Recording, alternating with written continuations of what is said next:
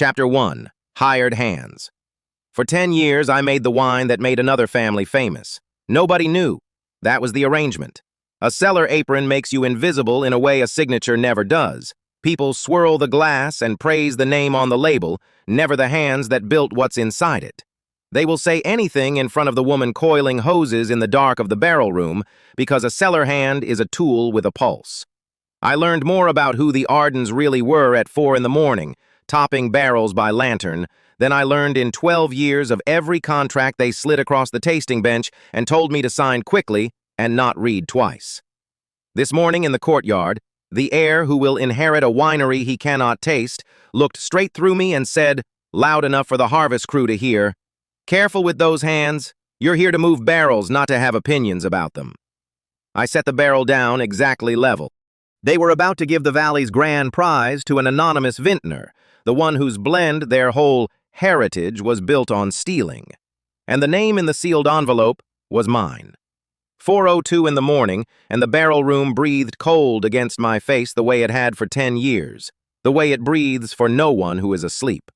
That is the hour I keep. Not because anyone asked me to, because the cellar tells the truth then, and only then, and I have never been able to leave a truth unlistened to. I came down the stone stairs with a lantern in one hand and the cellar key still warm from my palm, and the door gave that small iron cough it always gives before it opens, and then I was inside the long dark where the barrels sleep in rows like a congregation that has been waiting all night for a reason to wake. Oak, lees, wet stone. Under all of it, the faint sweet exhale of wine giving off the smallest part of itself to the air, the angel's share, the tax the cellar takes from every barrel just for the privilege of holding it. I have paid that tax my whole life. I understand it better than the ones who own the receipts. You find out what a wine truly is at 4 in the morning, alone in the cellar, when the label is off and only the blend is left.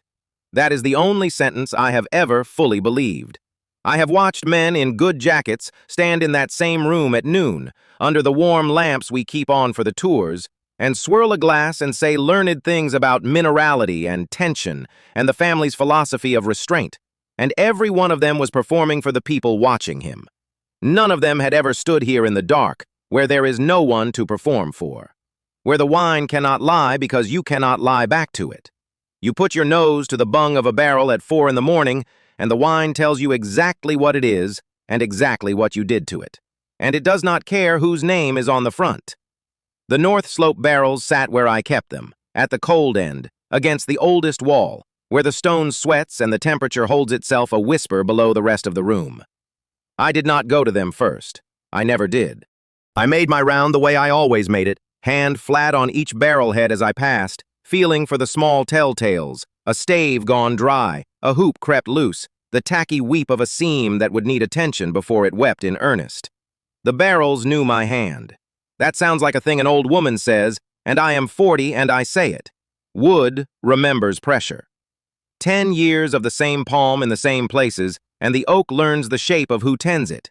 The vine remembers who tended it, even when the label forgets. My grandmother told me that, standing in another valley's fog with dirt under her nails and no one's name on anything she ever grew. I did not understand it as a child. I understand it now to the marrow. I topped the barrels that needed topping, drawing off a clean bottle of the same wine to fill the angel's share back to the bung, and I chalked the date fresh on each head I touched, and on 3 of them, the 3 that were truly mine, the ones no one else was allowed to draw from, I renewed the small mark in the lower corner. A grower's hand mark. To anyone who noticed it, and no one ever noticed it, it looked like a tally, a cellar hand's private count. It was not a count, it was a signature. I had been leaving it on every barrel I truly built for a very long time, in a place no tasting light ever reaches, where the buyers never look, because the buyers look at the front of the bottle and I have learned to put the real thing where the front of the bottle isn't.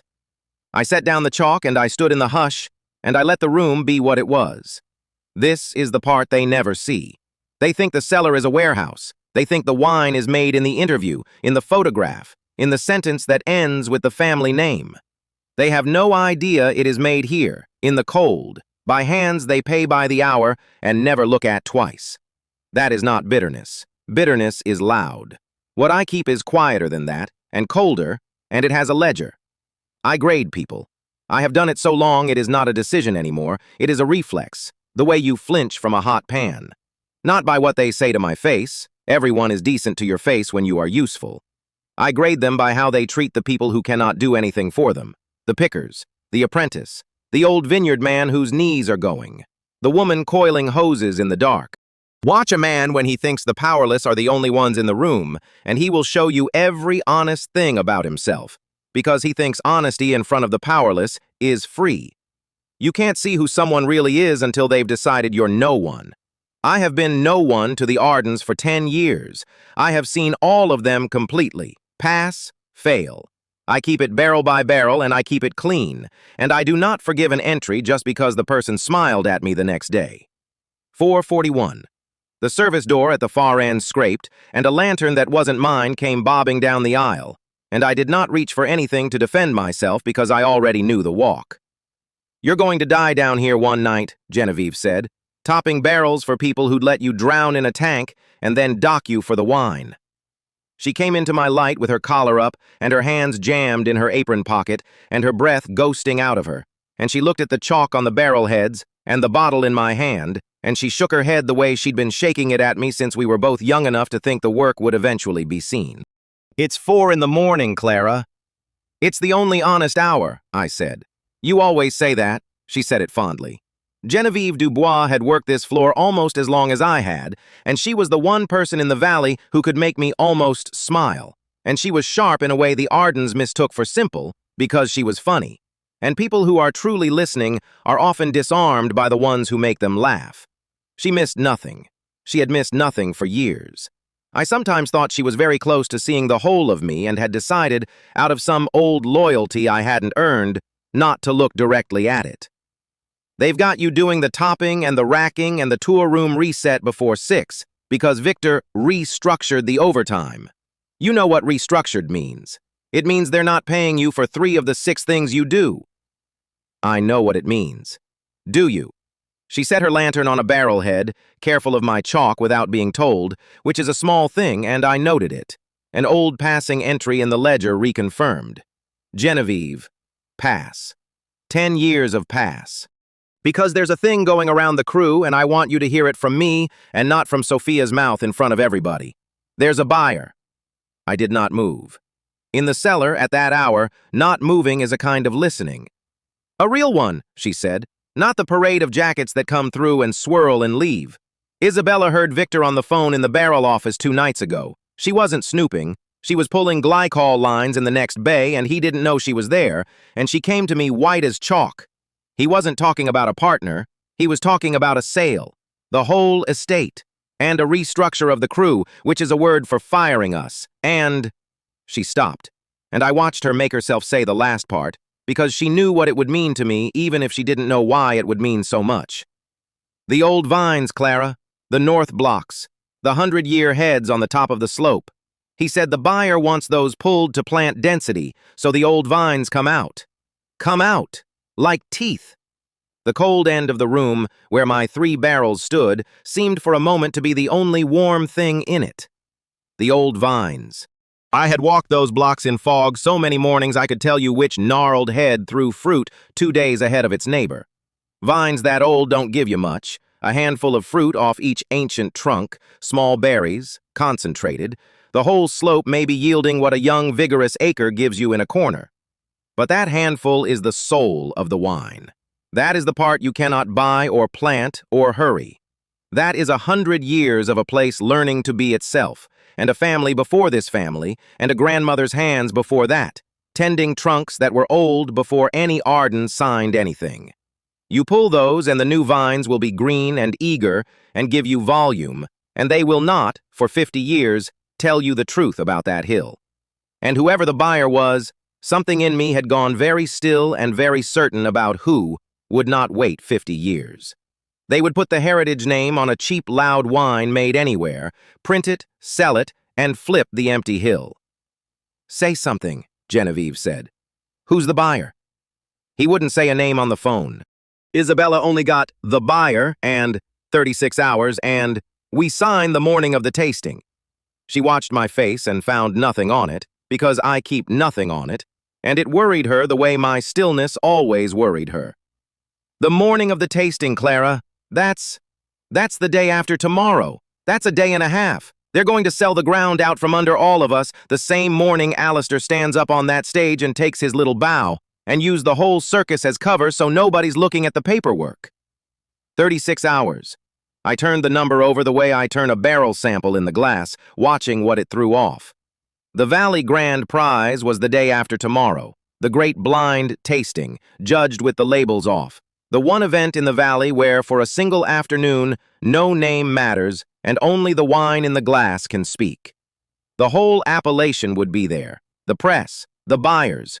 And this year, for the first time, a sealed grand prize registration that even the board's own judges couldn't open until the wine had already won. An anonymous vintner known to the Valley only as North Slope, whose identity the board was contractually bound to reveal on that stage, out loud, into a microphone, in front of everyone the Ardens had invited to watch them be glorified. 36 hours until the label came off the whole Valley, and mine off with it. "Clara," Genevieve's voice dropped, "you've got that look. The 4 in the morning look. Whatever you're doing, don't do it tired and don't do it alone." "I've done everything alone," I said, and I heard how it landed and I softened it because she had earned soft. "Get some sleep. There's a full harvest day coming and they'll pretend there isn't." She left me the way she always left me, unconvinced, loyal, throwing one last look back down the aisle at the woman standing among the sleeping barrels with a lantern and a piece of chalk. I listened to the iron cough of the door, and then I was alone with the cold again, and the wine, and the thing I do not let myself feel until there is no one to see the shape of it on my face. 12 years ago, I made something true, and it cost me everything. I will not tell you all of it here. Some wounds you have to age before you can taste what's actually in them, and I have aged this one a long time, and it has thrown off everything soft and left only structure, the way a great wine does, given years enough in the dark. But I will tell you this much, because you're standing in the cellar with me now, and the label is off, and that's the only place I'm honest. I was young once, and gifted, and stupid in the particular way the gifted are stupid. I believed the work would be enough. I built a blend that would have made this estate's name, that did make this estate's name, and I signed the contract they slid across the bench and told me to sign quickly and not read twice. And they took the wine and put their name on it, and then took my name away entirely, so no one in the Valley would hire the difficult woman with the fluke palate who'd overreached her station. Just hired hands. That is the phrase they used to erase me. I have thought about it every 4 in the morning since. I did not break loudly. I want that understood. Whatever you decide about me by the end, understand that I did not scream, and I did not beg, and I did not go to the newspapers who would have printed the family's version anyway, because the family had the name, and I had only the truth. And in this Valley, the name beats the truth in daylight every single time. So I stopped fighting in daylight. I went into the dark, where I was already invisible, where a cellar apron makes you a tool with a pulse, and I made myself the best pair of hidden hands the Valley had ever quietly relied on. And I have been standing in this cold end of this room for 10 years, tending 3 barrels no one is allowed to draw from, chalking a mark on the barrel head that is not a tally, waiting for the exact hour when the label would have to come off in front of everyone, whether the Ardens wanted it to or not. I did not choose that hour. Meridian chose it. They chose it when they decided to pull the old vines. 6 o'clock. And I unbolted the tour room and reset the tasting bench for a day that would pretend to be ordinary. Polish the glasses to the weight the Ardens liked in a guest's hand. The good crystal that costs more than a picker earns in a week. Set them mouth down in their rows. Wiped the stone bench. Opened the shutters onto the courtyard where the fog was already burning off the slope in long gold rags. The old vines were up there in it, the 100-year heads catching the first light. From the tour room window they looked like exactly what they were. The only thing on the property worth more than the name, and the one thing the family had never once understood they owned. They came into the courtyard at past. Alistair first, because Alistair is always first into a photograph. The air. The charming public face. The family palate. The man who will inherit a winery he cannot taste. And I mean that precisely, not as an insult, but as a fact I have verified at this bench 100 times. Put 2 glasses in front of Alistair Caldwell with the labels off, and he cannot reliably tell you which one he is supposed to love. He can tell you which one has the right name on it. That is a different organ entirely. He was talking to a wine journalist he'd summoned early, walking her along the arcade, saying the sentence he says the way other men breathe. A wine is nothing until it has the right name on the label. The journalist wrote it down. They always write it down. Sophia came behind, running hospitality and running interference, seeing everything on the property that could reflect on the brand and nothing that couldn't. Her eyes crossed me at the tour room shutters and did the thing her eyes do, which is to register a task rather than a person. The cellar situation is loitering, she said, not to me, to the air near me, which is how she has addressed me for years. Have someone tell the help the glasses aren't going to polish themselves twice. I had already polished them. She knew I had already polished them. That was not the point of the sentence. The point of the sentence was to say it while the journalist could hear, so the journalist would understand the order of things. Pass. Fail. I made the entry without heat. Sophia Vargas. Fail. Confirmed. Victor Maxwell came last. The business director, phone to his ear, charm turned all the way up for whoever was on the other end, and his free hand waving off the picker who'd come to ask, respectfully, hat literally in his hands, about the rumor going through the crew. There's no news for you today, Mateo, Victor said, warm as a summer barrel, meaning there is exactly the news you're afraid of, and I'm not going to be the one to say it before the ink's dry. He turned his back on the man and lowered his voice into the phone, and I caught it because I was 3 feet away holding a tray, and a tray makes you furniture. Relax, it's handled. The crew's a rounding error. We restructure the day of the tasting when nobody's watching the org chart. And the North blocks come out first week. He wants those old vines gone before the ink's even dry. Apparently, the story is a clean slate. A pause. A laugh I have come to know very well. No, she's nobody. She's cellar. She moves barrels. She's nobody. She's cellar. She moves barrels. I have been called worse and graded it lower. But I stood there holding the tray, and I let the sentence settle all the way down into the cold place where I keep the ledger, and I wrote it in. And beside it, I wrote the thing that mattered more than the insult. He'd said he. He wants those old vines gone. Not Alistair, not the family. He, a buyer with a face and a name that Victor was careful not to say out loud even into a phone. Someone wanted this ground gutted badly enough to pay for it, and careful enough to stay unnamed 36 hours from signing. I would have that name before the sale did. Across the courtyard, half hidden by the arcade post, the apprentice was watching all of it. Isabella Solis, 23, 2 harvests in, the best natural nose to come through this cellar in, I will say it, 12 years. She had a barrel thief in her back pocket and a sample glass she wasn't supposed to have. And I knew for a fact she'd been up before me pulling ferment samples off the young lots because she couldn't stand not to know how they were coming. Which is the exact disease I have, which is the only disease worth having in this work. She caught Victor's she's cellar, she moves barrels, and I watched it hit her, watched her flinch on my behalf because she was young enough to still flinch, and then watched her make herself go still and small against the post the way you learn to when you understand that being noticed is the danger. She was learning to be invisible.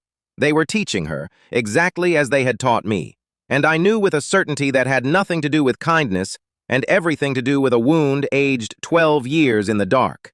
If nothing changed, she was the next pair of hidden hands. Same gift, same cellar, same contract someday, slid across the bench with the same 3 words on the other end of it. Just hired hands. Not while I was standing in this room. Isabella's eyes found mine across the courtyard. She was the only one of them who ever actually looked at me, and I did something I almost never do on the property in daylight. I let her see, for exactly 1 second, that I had heard it too, that I was not furniture, that the thing she was afraid of was real, and that she was not alone with it. Then I looked away, because a second is all you can afford, and I gathered the tray, and I went back into the cold to do the 6 jobs they paid me for 3 of. Alistair's voice carried in from the courtyard, buoyant, rehearsing the toast he'd give the day after tomorrow from that stage. A new chapter for the family! And the journalist's pen, and Sophia's brittle laugh, and under all of it the small sound the tasting glasses make when you set them mouth down in their rows, the good crystal, the weight the guests would feel in their hands and mistake for the wine. 36 hours. They thought it was 36 hours to a bow and a signature and a clean slate. They thought the anonymous vintner on that sealed registration was some rival estate that would send a lawyer to collect a ribbon. They thought the old vines were a line item, and the crew was a rounding error, and the woman coiling their hoses in the dark was a tool with a pulse. I set the last glass down exactly level and looked up through the tour room shutters at the old heads on the slope, catching fire in the burning fog. 100 years of a place learning to be itself, the only ground that had ever, in a life of being made no one, decided I was someone. They had 36 hours to sell the only ground that ever felt like home. I had 10 years of practice deciding things in the dark. Chapter 2. Pass/fail. I keep a ledger nobody can read. It is not on paper. It lives behind my eyes, and every person who has ever walked into this cellar has an entry in it, written in a hand only I can see. Pass/fail. 2 words, and I have spent 10 years being very sure of both. People think grading is cruelty. It isn't. It's attention.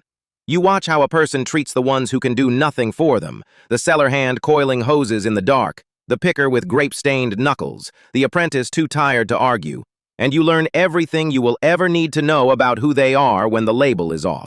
Oh, wine tells you the truth at 4 in the morning, when there's no host smiling over it and no name on the glass. Only the blend. People are the same. You just have to catch them when they think no one's keeping score. They never think I'm keeping score. The morning after I learned Arden Estate was being sold, the crew restructured. The old vines slated to come out within a day and a half, right on top of the Valley Grand Prize. I came in at 4 the way I always did. The barrel room was cold enough to see my breath, and the cold was honest, and I was grateful for it. I had a rack of 10 barrels to top, and 1 to move to the far bay, and I did the work with my hands while the rest of me went somewhere colder still. At 4:14, the side door opened and Isabella Solis came in without turning on the overheads.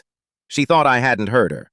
She always moved like she was apologizing for the space she took up, which is a thing they teach girls with a gift and no name. Make yourself small. Be grateful. Don't ask. She went straight to the 3rd row, to a barrel we'd both been worried about for a week. Barrel 41. A young lot. A lees that wanted watching, the kind of thing that goes to vinegar if you look away at the wrong hour. Victor had told her the day before, in front of everyone, that she was overthinking a barrel that isn't worth the topping wine. He'd said it the way he said everything to the crew, lightly, publicly, so the sting looked like a joke and any flinch became proof you couldn't take one. She'd come in 2 hours before her shift, on her own time, unpaid, to top 41 anyway.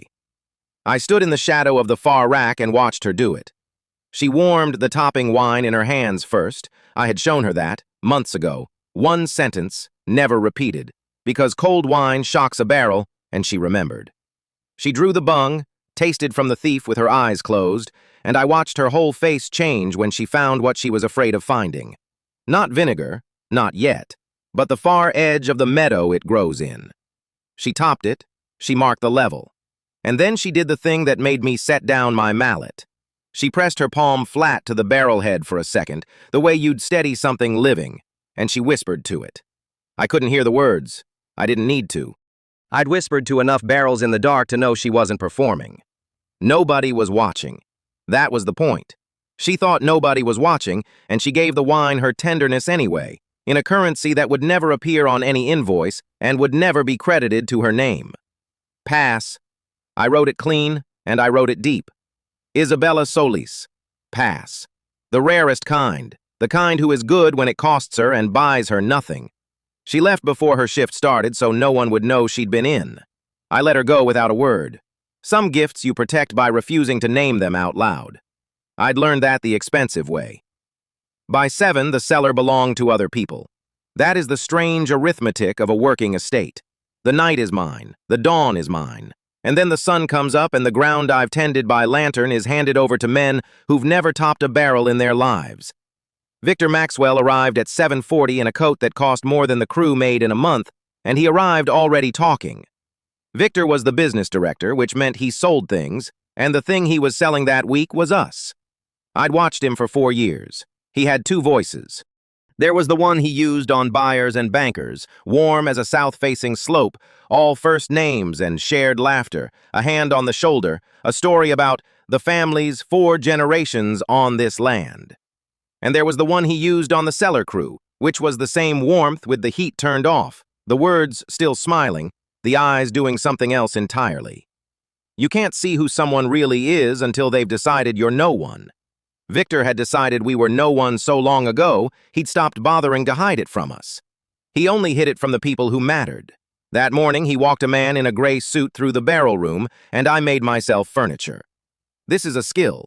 It is the only skill I have that the Ardens value, though they don't know they value it. The ability to be present and unregistered. A stained apron near a rack, a woman with a rag and a thief, part of the equipment. I racked a barrel while they talked. Racking is slow, quiet, patient work. You draw the clear wine off its sediment, gravity and gentleness, no noise. It is the perfect cover for a person who wants to hear things. You can stand at a barrel for 40 minutes, and to anyone watching, you are simply doing the humblest job in the building. And meanwhile, every word in the room walks straight into your ear. The appellation rights are the asset, Victor was saying. Forget the buildings. The buildings are sentiment. The name carries. Arden Family Estate, on a label, still moves product in 6 markets. You keep the name, you keep the story, and everything under it becomes flexible. The gray suit said something I didn't catch. The old vines? Victor laughed low. Between us, the old vines are a liability dressed up as a legend. They yield nothing. 2 tons an acre where the new clones give you 8. Every romantic in the valley weeps over that hillside, and it loses money every single year it stands. Pull it, replant, and the same 40 acres pays for itself in a decade. The heritage story sells the wine. The heritage vines just cost you. I drew wine off the lees and did not let my hand change speed. He was talking about the North Slope hillside without knowing what he was talking about. He was calling 40 acres of the truest fruit in this county a liability dressed as a legend. And the terrible thing was that he half believed it, because a man like Victor Maxwell genuinely cannot taste the difference. He has never once stood in that vineyard at dawn with the fog burning off and understood what he was standing in. To him, it was a spreadsheet with bad numbers. He would tear out 60-year-old vines the way you'd cancel an underperforming account. "Who's the buyer?" the gray suit asked, and this time I caught it. Victor's warmth clicked over into the other voice, the private one, the true one. "That's above your line," he said pleasantly, and steered the man toward the door. "Let's just say there's a group that understands what a heritage name is worth when you take the expensive part out from under it. Clean deal. Fast. We close before the tasting so the tasting becomes the launch, not the wake. Close before the tasting, so the tasting becomes the launch." I set down the thief. I picked up a piece of chalk from the ledge where I always keep one, and on the head of the barrel I'd just racked, I made a small mark. Anyone who saw it would read it as a topping note, a cellar hand's private shorthand for lot and date. It was not that. It was 3 short strokes and a curve, the same figure I have marked on every barrel that holds a wine I truly made, in every cellar, for 12 years, a signature no tasting light ever reaches, in the one place the buyers never look. I don't fully know anymore why I keep doing it. Some part of me insists that if the world will only credit the name on the front, then somewhere, on the part that touches the wine, there should be the truth. Victor Maxwell. Fail. I'd graded him years ago, but I sharpened it. Fail, and now dated. The journalist came at 11. Her name was Neha. She wrote for one of the good glossies, and she'd been promised an intimate morning with the winemaker. Sophia Vargas had spent 2 days staging it. Sophia ran hospitality and brand, which at Arden meant she ran the appearance of things. And she was very good at it. The linen, the light, the exact wildflower in the exact jar, a whole grammar of authenticity assembled by a woman to whom nothing was authentic. She'd had the crew scrub the courtyard at dawn and then told us to be gone by 10:30 so the estate would look, in the photographs, like it ran itself. Wine that pours from nowhere, hands you never see. I wasn't gone. I was in the tasting room resetting glassware, which was a thing that genuinely needed doing, and also put me 12 feet from the terrace door.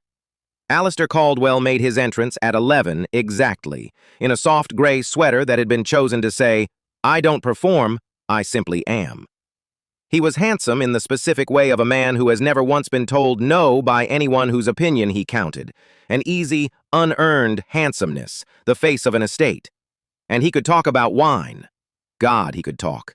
He had the whole vocabulary, the graphite and the wet stone and the long finish. Every word I'd ever used within his hearing, played back with total confidence and no root system underneath. People ask me about the family palette, he told Neha, swirling a glass of the flagship, my flagship, blended by my hands in the dark she'd never photograph. And honestly, it's not something you can teach. It's in the blood. My grandfather could smell a fault in a barrel from the doorway. I grew up with that. So when I sit down to build a cuvée, I'm not really thinking, I'm remembering. I had built that cuvée. I had sat with those barrels for 8 months. Alistair Caldwell had come into the cellar exactly twice during that time, both to be photographed, and once he'd asked me, genuinely, no idea what he was asking, which of these is the good one? It's an extraordinary wine, Neha said, and she meant it, and that was the knife of it. She was tasting the truth. It just had the wrong story wrapped around it. Alistair set the glass down and gave her the line. I'd heard him give it before, to buyers, to critics, to himself in the mirror of any room with an audience. He gave it now like it was wisdom he'd earned. You know what I always say? A wine is nothing until it has the right name on the label. Neha wrote it down. Of course she did. It's a good line. It's a monstrous line, and it's a good one, and both of those things kept it in her notebook. I have thought about that sentence more than any other in my life. I have taken it apart at 4 in the morning until I found the exact place where it's true, and that place is where it does its damage. Because he's not wrong that the name is what carries. He's only wrong about which name should be there. He built an entire theology out of the difference between the maker and the label, and then made sure he stood on the correct side of it. A wine is nothing until it has the right name. Fine. I'd spent 10 years quietly making sure that somewhere, sealed, official, the right name existed. He just didn't know I had. I didn't write his grade then. I'd written Alistair's grade 12 years ago, and it hadn't changed, and it never would. Some ledgers you close with a lock. It was Sophia who noticed me. Neha had asked sweetly whether she could see where the magic happens, the cellar, and Sophia's face had done a small, cold calculation. She did not want a journalist seeing the cellar with actual cellar hands in it. But there I was, framed in the tasting room door with a glass in each hand, and Neha's eye had already gone to me, curious, the way a good writer's eye goes to the one real thing in a staged room. So Sophia solved it the way people like Sophia solve things. She made me the anecdote. "Oh, that's just one of our cellar crew," she said, bright, walking Neha past me. "They do the heavy lifting, bless them, literally." A small laugh. Then, to me, warm as poison, loud enough for the journalist and the 2 buyers who drifted in. "Careful with those hands, sweetheart. You move barrels, you don't taste them. Leave the tasting to the people who know what they're doing." She plucked one of the glasses out of my hand as she passed, as though rescuing it.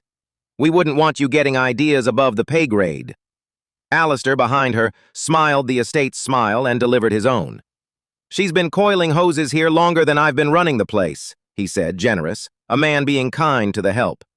"Salt of the earth. You need people who are happy to stay in their lane." And he worked straight through me, the exact look I'd learned that he gave everyone he'd decided was scenery, and turned back to his wine. Here is what I did. I set the remaining glass down on the sideboard, exactly level. I said, "Of course," in the voice of a woman who has agreed to a thing 1,000 times. I did not let my face move because my face is the only thing in that room that was truly mine, and I was not going to spend it on them. And while they laughed their small laugh and turned away and the buyers turned with them, I stood very still and let the humiliation go all the way through me and out the other side, the way you let cold cellar air pass through you at 4 in the morning until you stop noticing it's cold. You absorb it. That's the whole art. You take the insult, and you take the thing they let slip while they were busy being cruel, because people are careless in front of the help. They always have been. Contempt makes them loose-mouthed. Close before the tasting. A group that understands what a heritage name is worth. The old vines out within the day.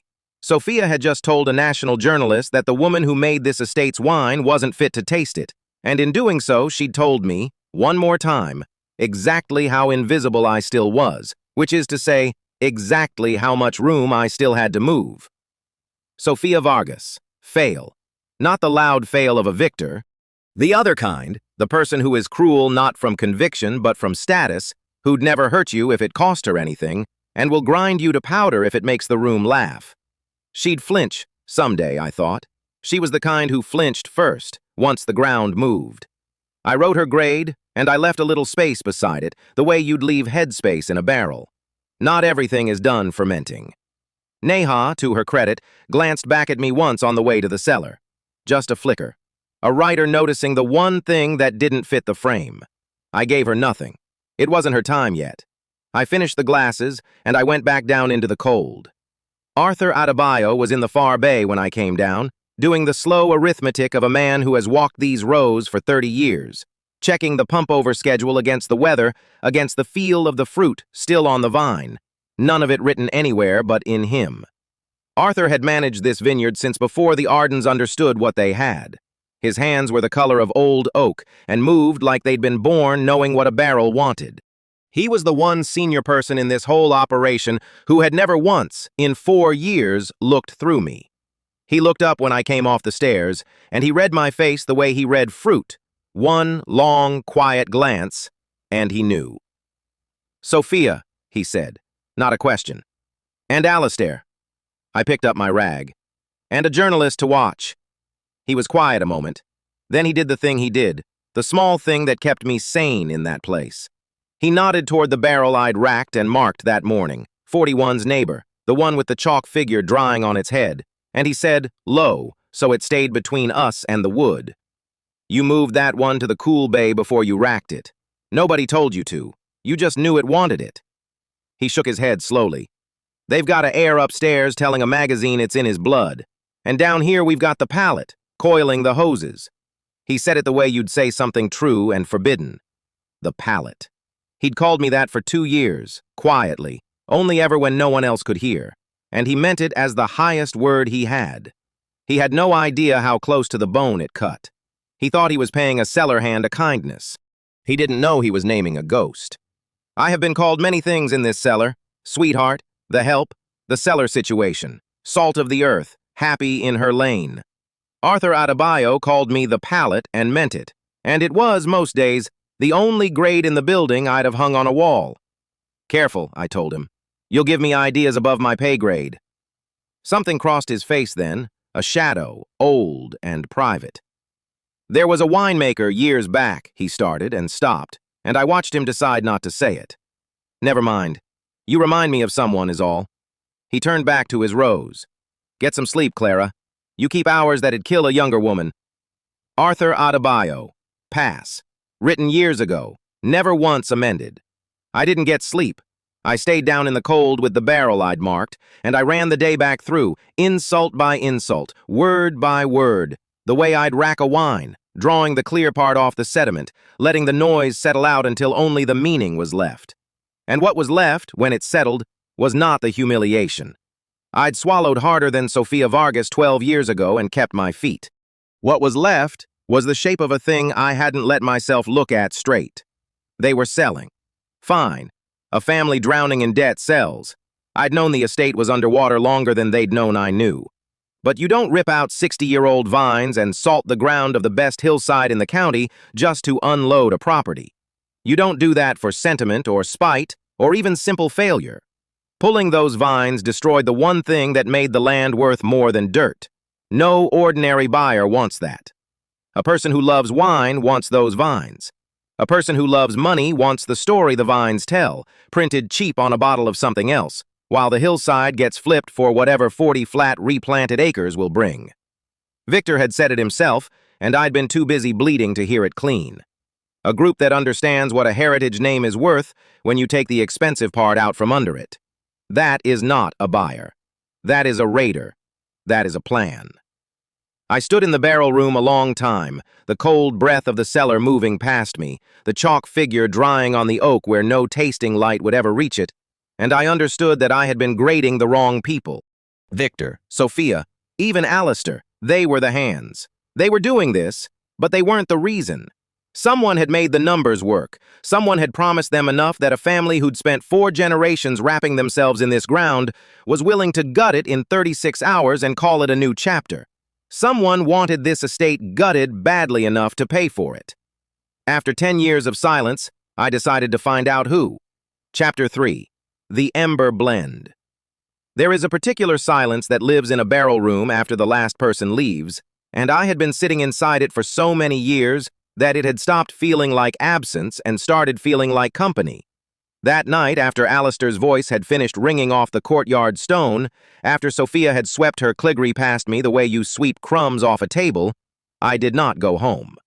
I sat on an upturned crate in the deepest row of the cellar, the one where the oak went dark and the stone breathed cold up through my boots, and I let myself do the thing I almost never allowed. I remembered. 12 years is a strange distance. Close enough to touch, far enough that the person you were on the other side of it feels like someone you once employed and had to let go. Her name was Clara Thorne, too, but she wore it differently. I was 28 and I was rising, and I did not yet know that rising is only the sound a thing makes on its way to being pushed. The Arden Estate was struggling then, really struggling, the kind that has a smell, dust on the tasting room shelves, and a bank's patience wearing through like the elbow of an old jacket. Old Reginald Caldwell was still alive, more tired than cruel, and he had made one good decision in his last useful years. He had hired a cellar master too young and too poor to argue about salary, and he had let her touch the barrels. That was me, and what I did with those barrels, I have never been ashamed of. Not once, not in the worst of it. I built the Ember blend in the winter of a bad year. Everyone in the valley had written off that vintage, a wet spring, a mean summer, fruit that came in thin and nervous. The other sellers were bracing to make something forgettable and call it a lean elegance. I did not have the luxury of forgettable. I had a dying estate and a bank calendar, and so I did the only thing my grandmother had ever taught me was worth doing. I listened to what the fruit actually was, instead of grieving what it wasn't. I remember the exact barrel. I remember the exact 4 o'clock in the morning. I had been chasing a hollowness in the middle of the wine, a place where the structure fell through like a rotten stair, and every correction I made only papered over it. Then I stopped correcting. I went and pulled a thief draw from the small lot off the high, chalky ground, the old vine parcel nobody bothered with because it yielded almost nothing and ripened late and mean. Bitter little grapes with a spine of stone in them. On its own, it was undrinkable, a wine that argued with you. I laid it into the soft, generous fruit that had no backbone, and the two of them, which were each a failure alone, became the thing. I still don't have a good word for what happened in the glass. It was not smooth. It was better than smooth. It had a low, banked heat at the finish that arrived after you'd already swallowed, the way warmth arrives from a fire you thought had gone out. An ember, holding, refusing the dark. It tasted like the valley admitting something it had never said out loud. I stood alone in the cellar with the label off and only the blend left, and I understood, in the cold and the oak smell and the hush, exactly what a wine truly is, and exactly what I had made. I named it Ember.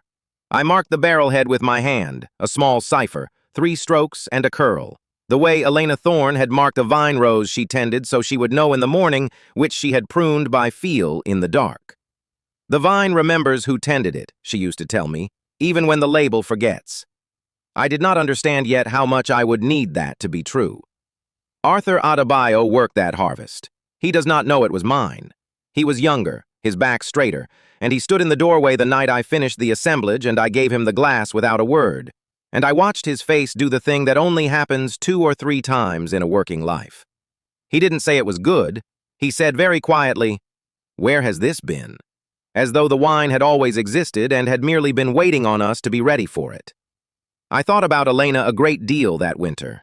She had come to the valley with nothing but a strong back and a way of reading a vine that no school teaches, and she had spent 40 years in other people's rows, her name on no bottle, her hands in every harvest anyone in 3 counties still bragged about. She taught me to prune by feel in the dark, to trust the fruit over the forecast, to find the one lot in a bad year that had something to say and let it say it. She died before the Ember blend, and I have been glad of that exactly once, glad she never had to watch what they did with it. She used to hold a cluster up to the light and tell me the grape does not care whose name is on the crate. It only remembers who came at 4 in the morning to tend it. I did not know at 28 that I was building a wine that would test that faith to its foundation. That should have been the beginning of everything. Here is how it was, instead, the beginning of nothing. Word travels in a valley faster than fog. Within a season, the right people had tasted the Ember blend, and the right people wanted it. And old Reginald Caldwell, tired, frightened, out of runway, sold something he did not understand the value of to a man who understood value the way a butcher understands an animal. Edward Finch ran a fund. Nobody called it a fund out loud. They called it an investment in the family's future, a partnership, a lifeline. He came in soft-spoken and beautifully dressed, and he sat in the Arden tasting room, and he did a very simple, very old arithmetic in his head. The estate had one asset worth saving, and it was not the buildings or the name or the tired old man. It was the wine in my barrels.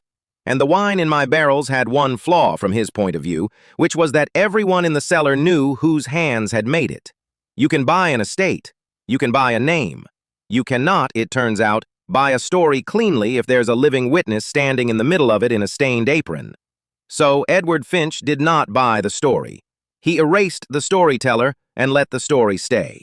I want to be precise about how it was done, because for years I told it to myself in ways that made it more bearable and less true.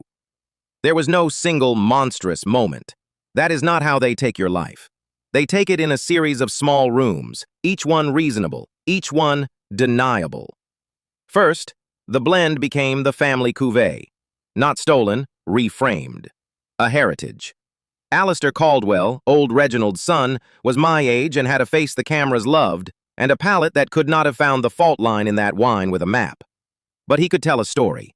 And the story was that the Ember blend was the recovery of a lost family recipe, a return to the ways of the grandfather, a triumph of Arden blood and Arden ground. There was a brochure. There was, God help me, a brochure with a woodcut of vines on it. My name was in none of it. My grandmother's ground, the high, chalky parcel whose stone spine was the whole secret, became our historic upper vineyards, in the family for generations. It had been in their family for 11 years. Second, I objected. Quietly at first, then not quietly. I had the barrel logs. I had the trial blends dated in my own hand. I had the cipher on the barrel head. I went to Reginald, and Reginald would not meet my eyes. And Alistair met my eyes very easily and told me, in a voice I have replayed more times than I will admit, that a wine is nothing until it has the right name on the label. He said it the way another man might explain gravity to a child. Not cruel, certain. As if the taking were not a crime but a law of nature I had simply been too provincial to know. Third, and this is the room where they actually killed her, the young woman I was, they made me difficult. That is the whole trick, and it is elegant, and I have spent a decade studying its elegance the way you study a poison you intend to survive. They did not say I was a liar. A liar can be argued with. They said I was talented but unstable, a fluke palate, a cellar hand who'd gotten one good barrel and let it go to her head, who was now making wild claims about a family heritage because she couldn't accept her place. Overreached. That was Alistair's word, offered gently to every buyer and every fellow vintner who might have hired me. She overreached. It is a word that costs the speaker nothing and costs the accused everything, because it is unfalsifiable. Prove you did not overreach. Prove your ambition was earned. You can't. The reaching is the evidence of the crime. By the end of that year, I had lost the vintage, which now poured under their name to growing acclaim. I had lost my position, released with a small reference so lukewarm it functioned as a warning. And I had lost the man I was going to build a life with, who was a good enough person and a weak enough one, and who found, as the doors closed one after another, and my name became a thing you said with a wince, that he did not have the constitution to love someone the whole valley had agreed to disbelieve. He did not leave cruelly. He left reasonably. Everything they did to me was reasonable. That is what I have never forgiven more than any single act, the reasonableness of it. I did not break loudly. I want that on the record, in whatever ledger keeps such things. I did not go to the papers, or the courts I could not afford, or the tasting room floor to scream the truth at strangers who had already decided the shape of me. I went home to the small rented rooms that were all I had left, and I sat in the dark, and I understood something that has organized my life ever since. They had not beaten me at winemaking. No one could beat me at winemaking. The Ember blend was proof standing in their own cellar. They had beaten me at names, at who is allowed to have one. And a name, unlike a wine, is not something you make in the dark with your hands.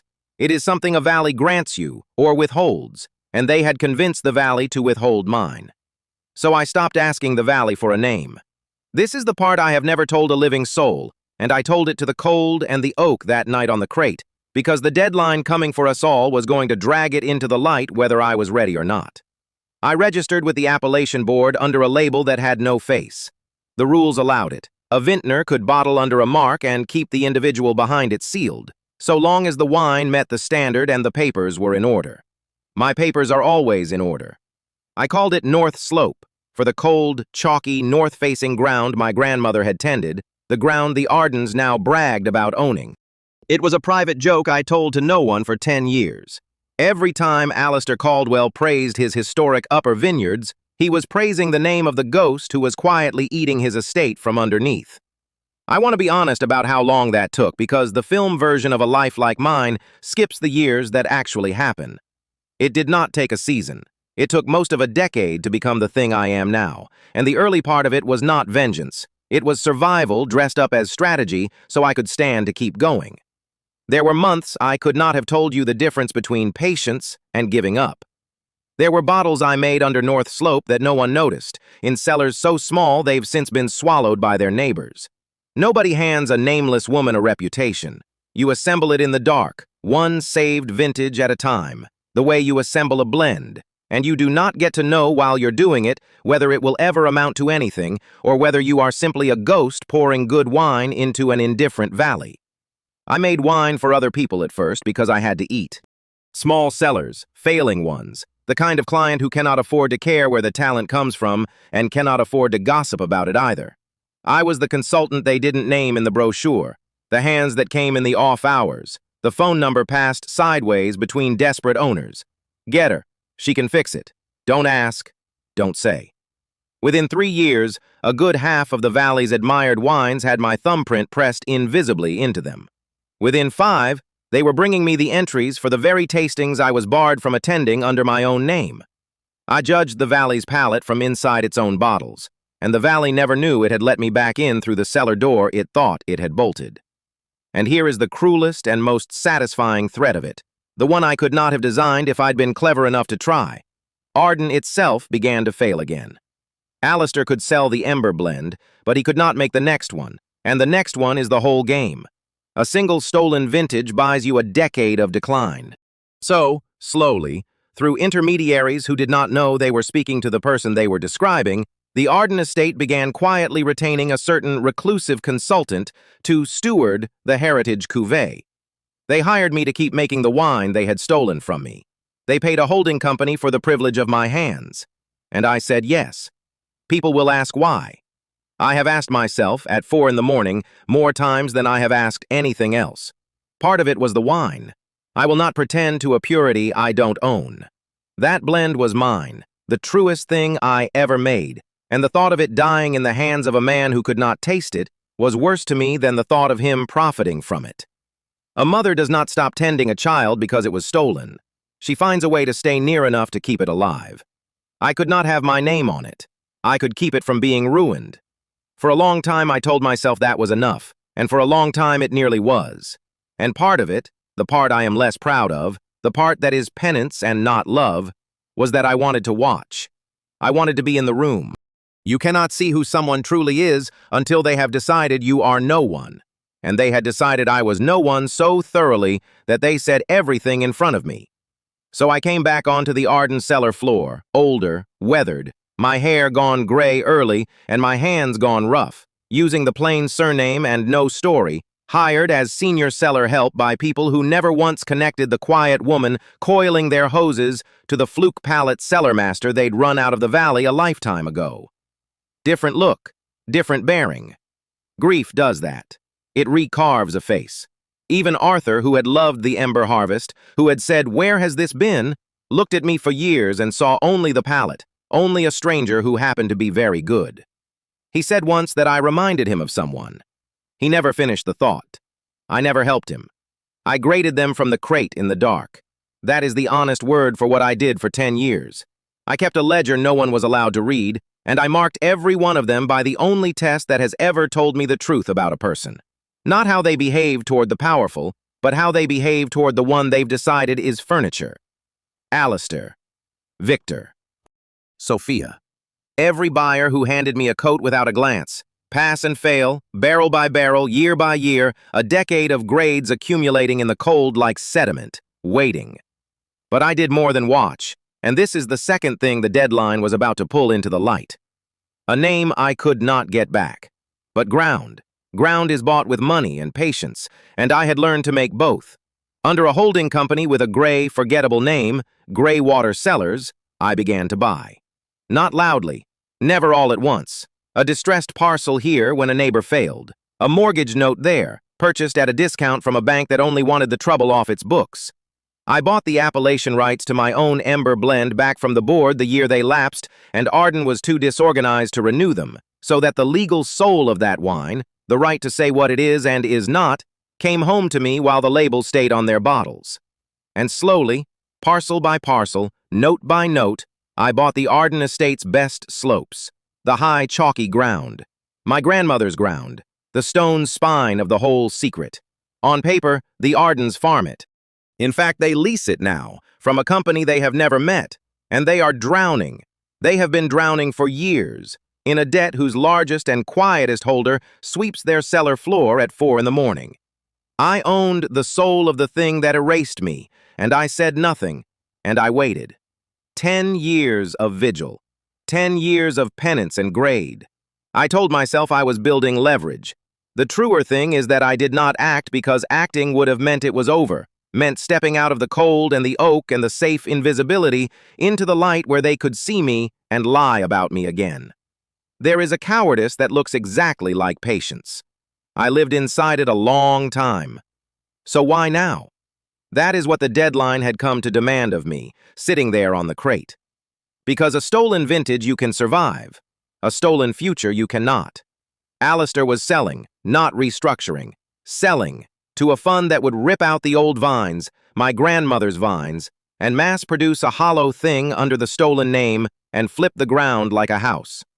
If that sale closed, there would be nothing left to keep alive. No slope to hold. No wine to steward. No crew. No Arthur. No cellar. They would not merely have taken my past.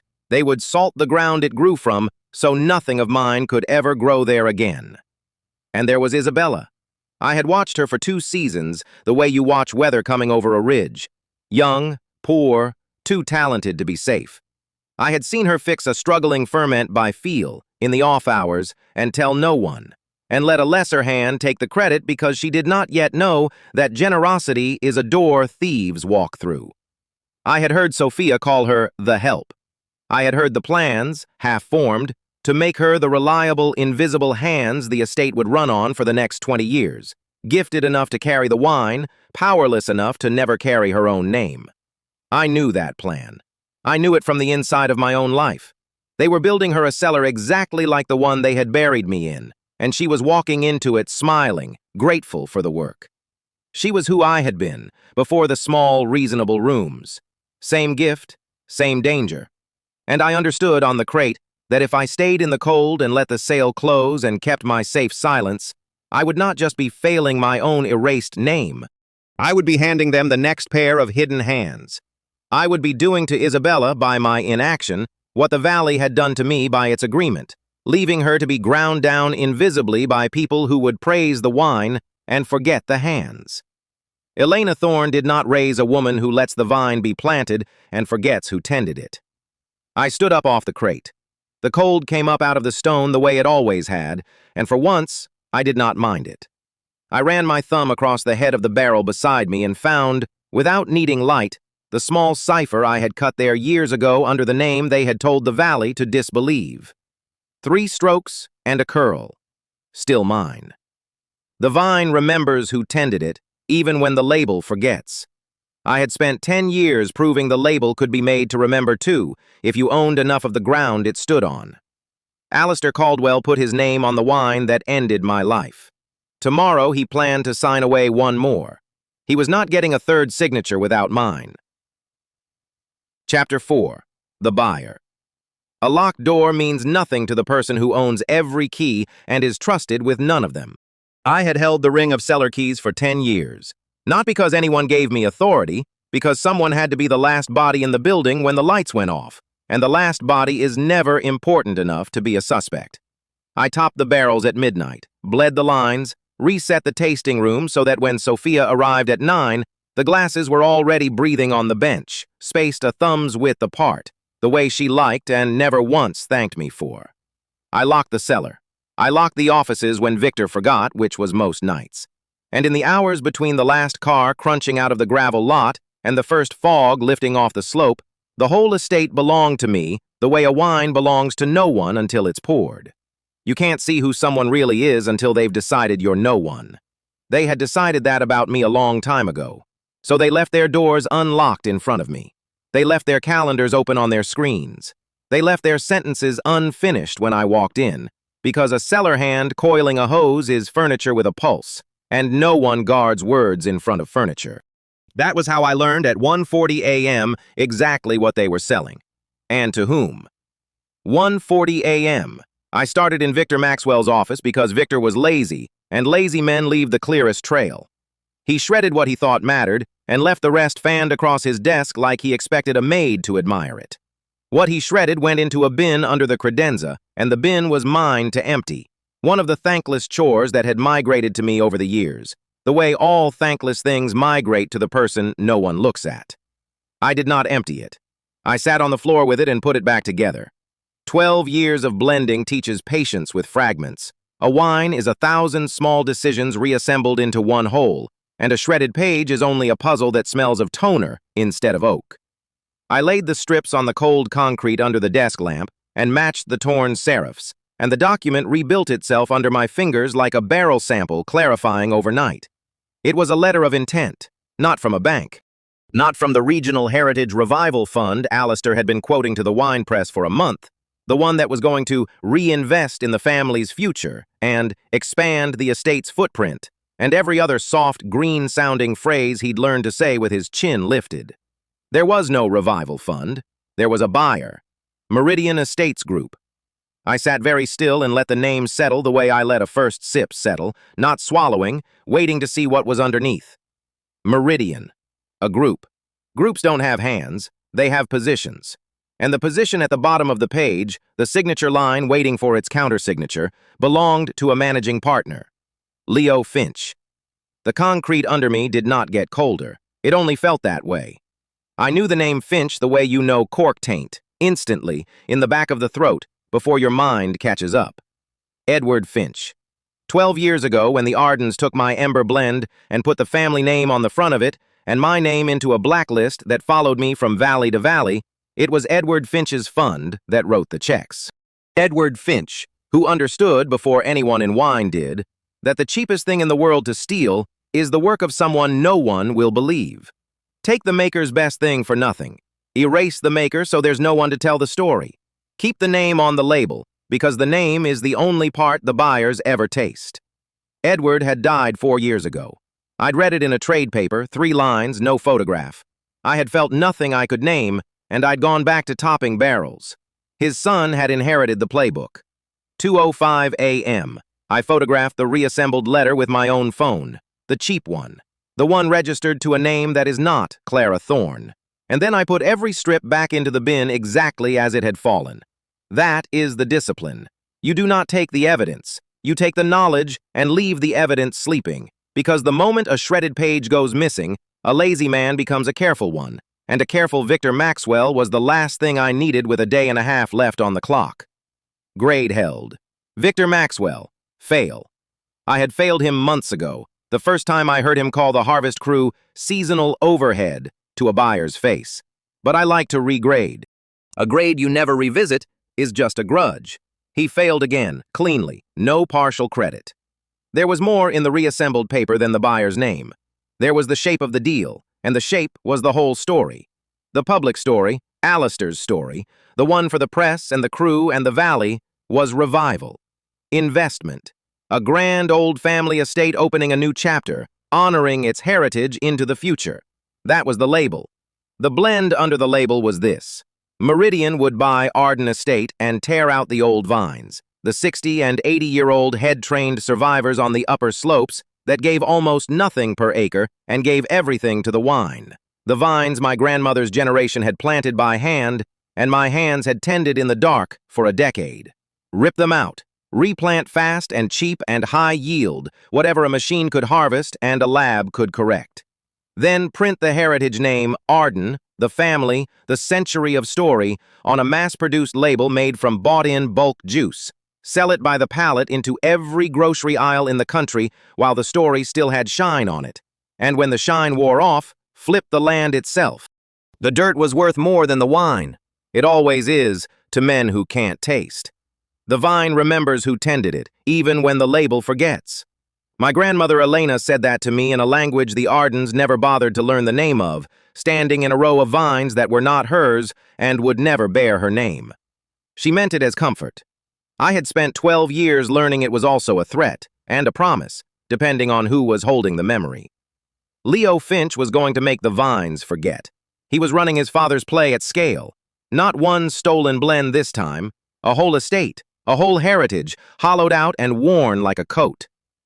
2:30 a.m. I moved to the hospitality office, Sophia's, which smelled of the candles she lit for buyers and the coffee she never offered the crew. Sophia Vargas did not shred. Sophia archived, in labeled folders, in a cabinet she thought was locked because she'd never once seen the person who locked it. I opened it with the small key on my ring that opened most of the cabinets in the building, the master the Ardens had cut years ago for the cleaning situation, and forgotten they'd handed to me. Her folders were complicity dressed as competence. Guest lists for a private preview dinner the night after the tasting, Meridian people, and a name I recognized from a rival appellation who'd already sold his slopes. A tasting menu built around the estate's flagship cuvée, the one I'd blended, poured for the men who planned to erase the hands that made it. And a printed email chain, because Sophia liked paper, liked the weight of a decision she could hold. The chain was between Sophia, Victor, and Alistair. I read it kneeling on her clean floor, and I read it twice, the way I read every contract they'd ever slid across the tasting bench and told me to sign quickly and not read twice. I had learned to read things twice by being punished for it. Alistair's part was debt. That was the engine under everything, the sour note I'd been tasting in the estate for 2 years without being able to name the barrel it came from. The estate was drowning. Not tightening the belt, not a challenging vintage. Drowning. Loans against loans, a payment schedule that read like a countdown, and a creditor holding the largest note against the property, a quiet holding company called Greywater Cellars that Alistair's email described, with the peevishness of a man used to being liked as unresponsive, possibly defunct. We can work around them at close. I did not smile. I am not a woman who smiles alone in the dark, but something in my chest sat down and got comfortable. Greywater Cellars was not defunct. Greywater Cellars was me.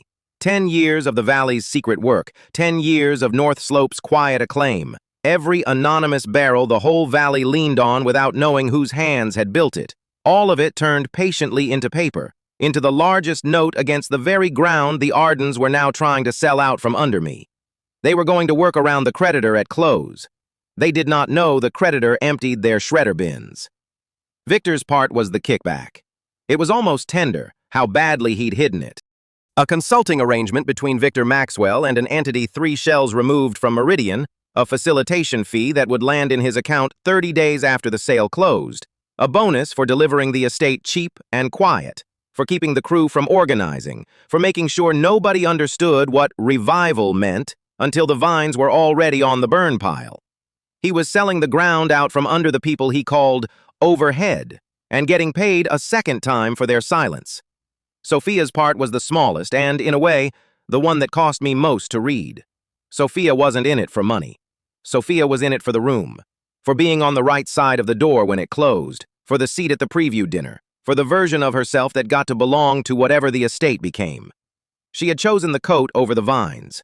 In the chain, she referred to the crew twice, both times as morale, a problem to manage, not people to protect. Once, she called me the cellar situation, and added that the cellar situation resets the tasting room fine. We can keep her through transition and let her go clean after. Let her go clean. As if I were a stain. Sofia Vargas. Fail. But I left a corner of her grade in pencil, the way I hadn't for Victor. In the whole rotten chain, she'd flinched exactly once. A single line, near the end, after Alistair joked about the old vines. Are we sure about the vineyard? Some of those are older than the winery. Nobody answered her. She didn't ask again, but she'd asked. In a room full of men who'd stopped being able to taste, she'd tasted something wrong and swallowed it. A person who can still flinch is a person who can still be turned. I filed the pencil mark and moved on. 3:10 a.m. I was resetting the tasting room. This was true, not cover. It needed resetting, and a woman with a cloth in her hand is a woman no one wonders about, when the gravel spoke. A car. Late or early, depending on your relationship to the sun. Low, expensive, the kind of engine that costs money to keep quiet. I did not stop wiping the bench. I turned the lights to the setting Sophia called arrival warm, and I kept my hands moving, and I watched the door in the black mirror of the window. Alistair came in first, performing before he was even through the frame, jacket off, sleeves already rolled to show he was a man of the vineyard, though I'd never once seen him in a vineyard when the sun was up. Victor behind him, sweating in a way the cool morning didn't explain. And then the third man, and the room changed temperature around him the way a cellar changes when you open the door to the outside. Not colder, exactly, just aware of a difference in pressure. Leo Finch was younger than I'd built him in my head, and worse for it. His father, in the one photograph I'd ever seen, had at least looked like a man who'd wanted something once. Leo looked like a man who had never had to want anything. His coat was beautiful. That is not a small observation from me. I notice made things, and the coat was made, the way a great wine is made, by hands somewhere he would never think about. Get carried it over one arm the way you carry a thing you've stopped seeing. Tell me it's real, he said to Alistair, not as a greeting, walking the room like he was already deciding which walls to take out. The heritage, the story. I need the story intact through close. After that, it's a label, and a label can say anything. It's real, Alistair said, and spread his hands at the barrels visible through the glass, at the old photographs on the wall, at a century of somebody's work. A century of family. The palates in the blood. The palates in the blood. I had made every wine that had left this estate for 10 years, and my blood was nowhere in that family. And I kept wiping the bench, exactly level, because a rag that stops moving is a rag that's listening. And I did not want to be a rag that was listening. I wanted to be furniture. Furniture hears everything. Story's the only asset that appreciates, Leo said. The dirt we flip. The vines are a liability, old, low yield, and sentiment doesn't scale. My father used to say the most expensive mistake in this business is falling in love with the product. He said father the way some men say the market. A weather system, a law. There it was, out loud in his own mouth. The same play, the son reciting the father. The cheapest thing in the world to steal is the work of someone no one will believe. Run again, at scale, in a beautiful coat. I had come looking for a buyer and found a bloodline. Then he saw me. Not saw, registered, the way you register that a room has a lamp in it. You, he said, take this. And Leo Finch held out his coat to me without looking at me. Not a glance. His eyes stayed on Alistair, on the deal, on the story he needed intact through close, and his arm simply extended into the space where a person like me was understood to be, the way you set a glass down on a table you trust to be there. The coat hung in the air between us, warm from him, heavy, beautiful, made by hands. I took it. Of course I took it. 10 years of practice at being the hands that hold what important men can't be bothered to hold themselves. I laid the coat over my arm the way he'd laid it over his, and I stood there, holding the warmth of the man who was going to tear out my grandmother's vines, and I graded him. You find out what a wine truly is at 4 in the morning, alone in the cellar, when the label is off and only the blend is left. You find out what a man is the same way. Not at the dinner, not in the interview, not across the negotiating table where he's got a story to protect. You find out at 3 in the morning, when he thinks the only witness is furniture. Leo Finch, label off, was this: a man who had never once in his life turned to look at the hands that held his coat. Leo Finch. Fail. No pencil. There was nothing in him to flinch. His father had built a machine for not tasting, and Leo was the second generation off the line. Cleaner, quieter, more efficient at the one thing the machine did, which was to convert other people's decades into his quarters.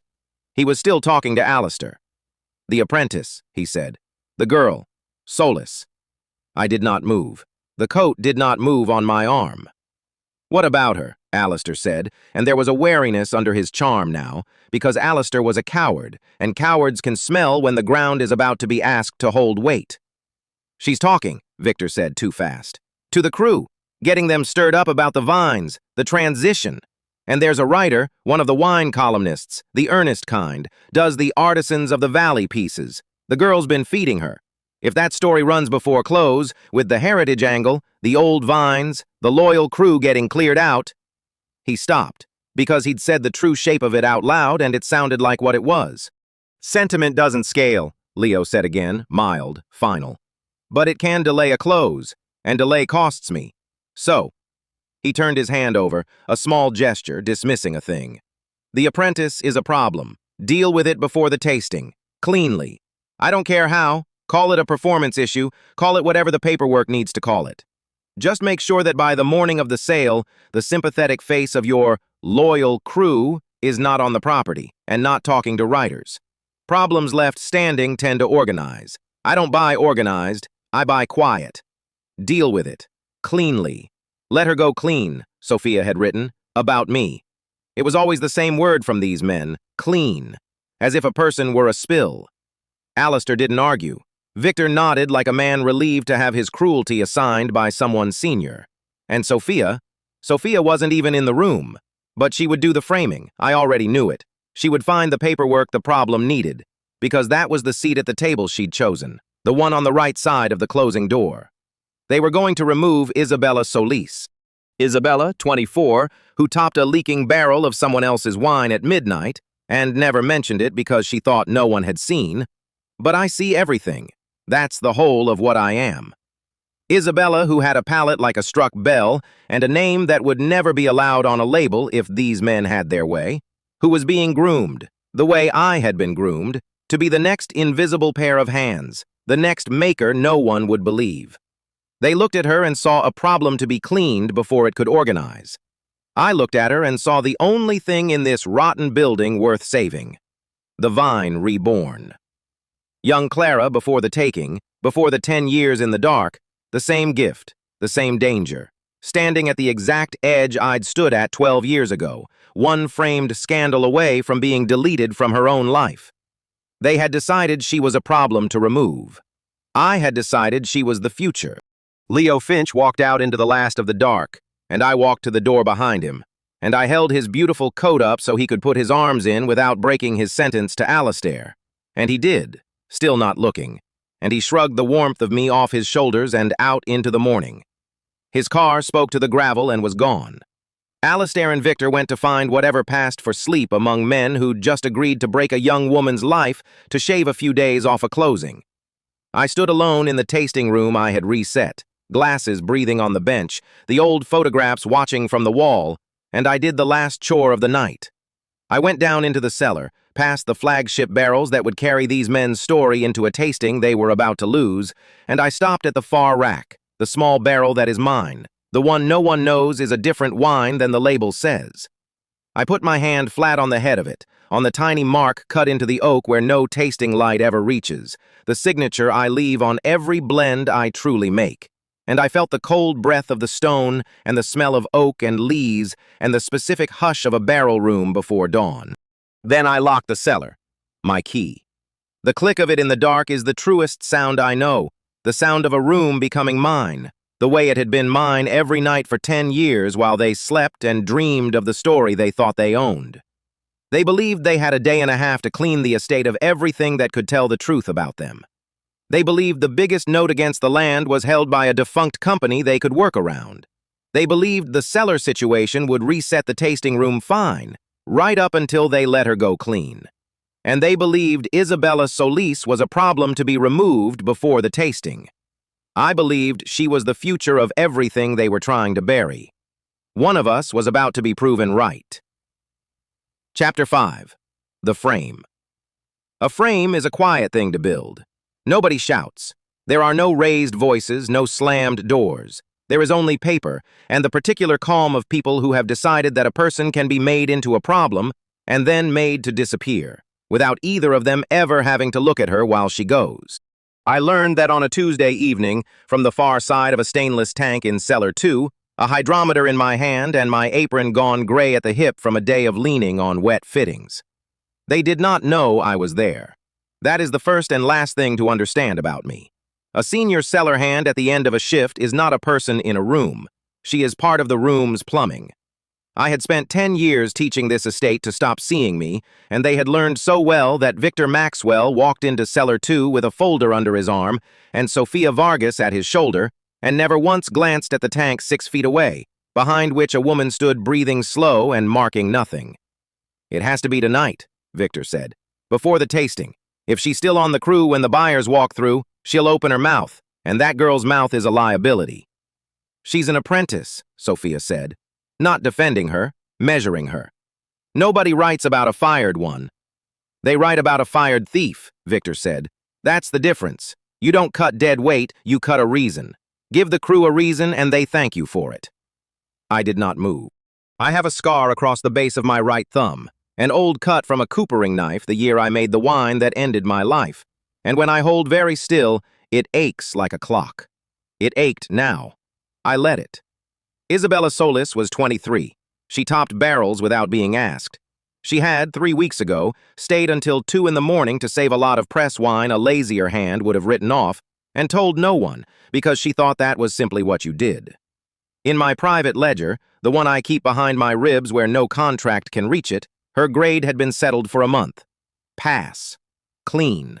The rarest kind. She reminded me of a young woman I used to be, back when I still believed the label followed the work. They were going to make her a thief because she was the only one on the floor who would stand in a doorway and say no out loud. "What's the story?" Sophia said. Victor opened the folder on a barrel head. I noticed that, some part of me noticing everything, and I saw the shape of it before I heard the words. 2 documents, a tank log, printed, and a single sheet with the estate letterhead, and beneath it, a column of numbers and percentages I would have known blind in the dark.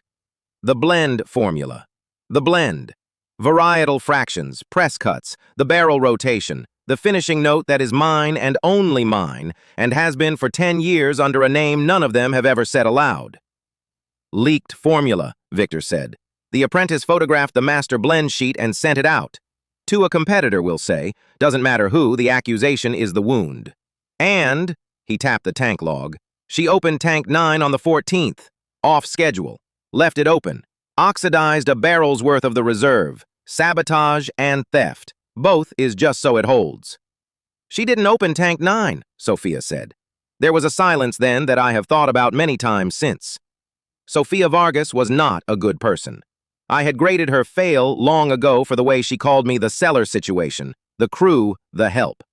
But in that silence, she was looking at a thing being built and knew it was false, and for one held second, something in her flinched.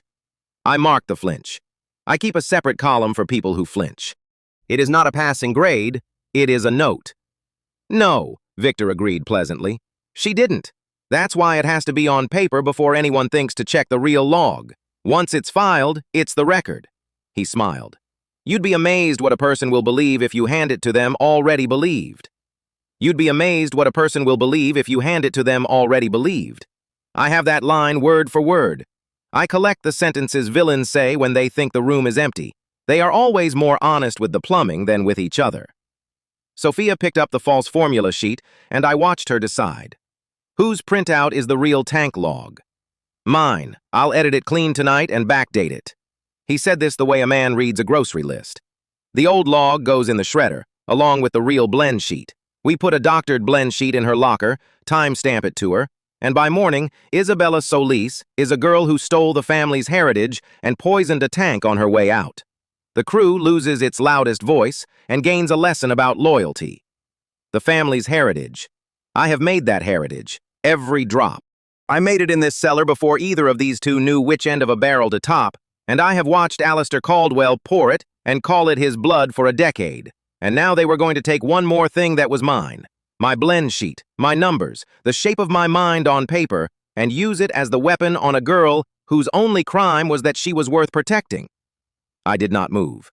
I want to be clear about what I did not do, because it is the whole of who I have become. I did not step out from behind the tank. I did not say, I saw that. I did not save her that night, in the way a person in a story is supposed to save the good young one, loudly, at cost. Because I have learned something about the 4 in the morning hours. You find out what a wine truly is when the label is off and only the blend is left. And you find out what a scheme truly is the same way. Not at the beginning, when it's still just talk, but at the end, when every hand that touched it has signed. A frame you interrupt is a misunderstanding. A frame you let finish, backdated and filed and locked in their own hands, that is a confession. It only needs one thing to become a noose, to be complete. So I let them build it. I stood in the dark and let the two of them talk themselves all the way into writing, and every time one reached for the pen, I did not stop it. I guided it.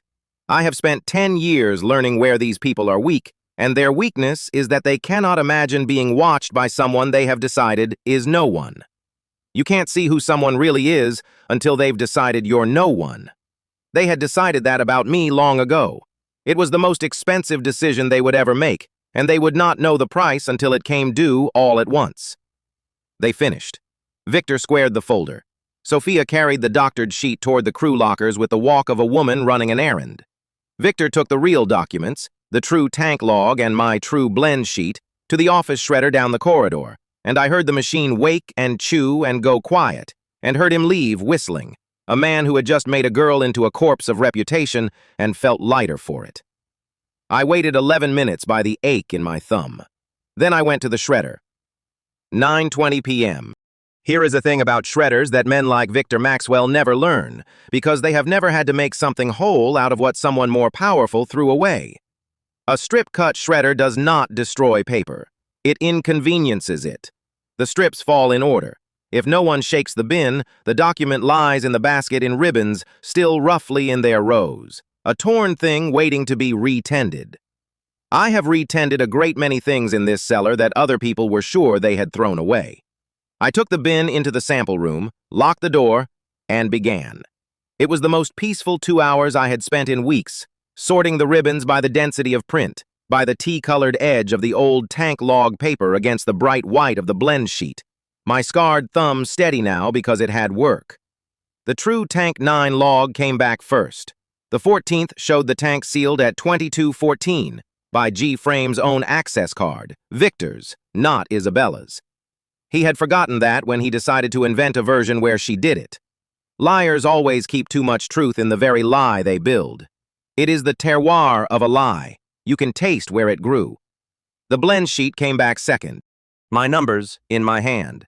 Somewhere in the finishing note fraction, the one structural signature I fold into every wine that is truly mine, the thing that would, at the right moment, prove authorship the way a fingerprint proves a hand, I felt the old grief lift its head and look at me, and I put it back down, gently. There is a time for grief, and it is not while you are working. I photographed the reassembled originals. Then I did the second thing, the thing Victor Maxwell did not know was even possible, because it belonged to a woman he had never met. Because I am not only the senior cellar hand, I am, under a sealed name and a quiet holding company, the landholder. North Slope, Greywater Cellars. The estate's best slopes are mine. A good portion of its debt is mine, and, buried in a service contract nobody reads, the cellar's tank monitoring and security records route their backups to a server that answers to my company, because I made sure years ago that they would. The Ardens signed it quickly and did not read it twice. They told me to sign things that way for a decade. I learned from the best. At my kitchen table on a laptop that has no name on it, I pulled the tank logs, the real ones, immutable, The ones Victor was busy backdating locally, while the truth quietly copied itself to a slope he did not know I owned. The door access records, the cellar footage. Victor Maxwell at 2211 on the 14th, at Tank 9, alone, his own hand on his own card. Sophia at the lockers at 6:58, sliding a sheet into a space that wasn't hers. All of it, quietly, mine. I had everything I needed to walk into the office tomorrow and stop it. I did not. I let it stand. I let the frame hang finished on its wall. Because a frame you break tomorrow morning saves one apprentice and warns two villains and teaches this estate nothing. A frame you let them defend, in front of buyers, in front of press, at the very tasting where they think they've won, that ruins them completely and saves everyone. I had waited 10 years. I could wait a night. Pass, I wrote, in the ledger behind my ribs, next to Isabella's name, and under it, small, held. Protected. Not yet. Fail, next to Victor Maxwell, and this time I underlined it. Once. The way you score a barrelhead before you drive the mark home. The recognition came the next morning. I did not plan it, and it undid me more than any villain ever has. I was reading a barrel. 41, the reserve, the cellar cold and blue and still mine at that hour. I do not taste to read a barrel first. I smell. I put my nose to the bung and read it the way you'd read a face, the reduction, the lees, the faint bruise where a wine is tired, the bright edge where it's climbing. I called it without a sample.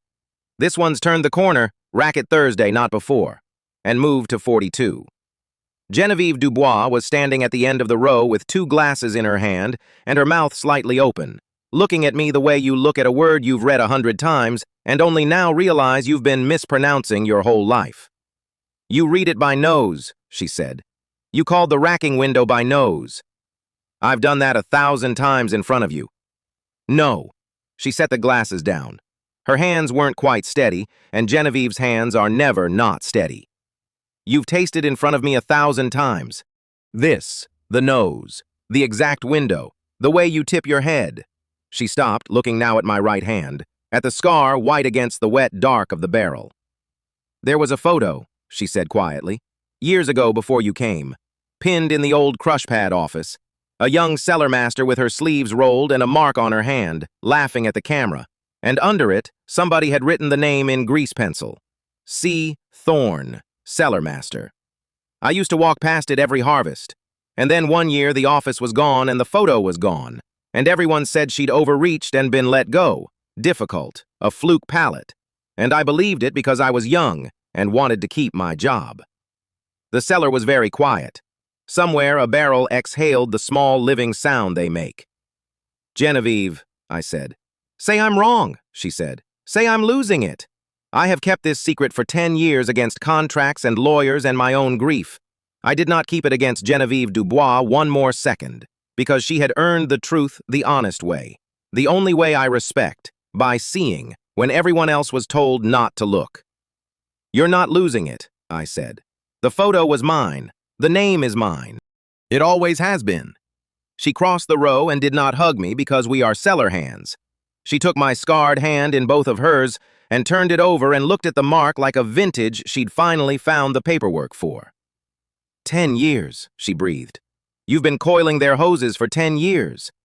Someone had to, I said, and I wanted to know exactly who they were. And you know them. Barrel by barrel. She let out a breath that was half a laugh and half something older. Then I'm your hands now, she said. Whatever you're doing under all this quiet, and don't tell me it's nothing, I've watched you not be in rooms for a decade. You're the loudest, silent woman alive. I'm in it. Tell me where to stand. Pass, said the ledger, though it had said so about Genevieve for years. I only underlined it now. She became in that moment my right hand, and has not once let go.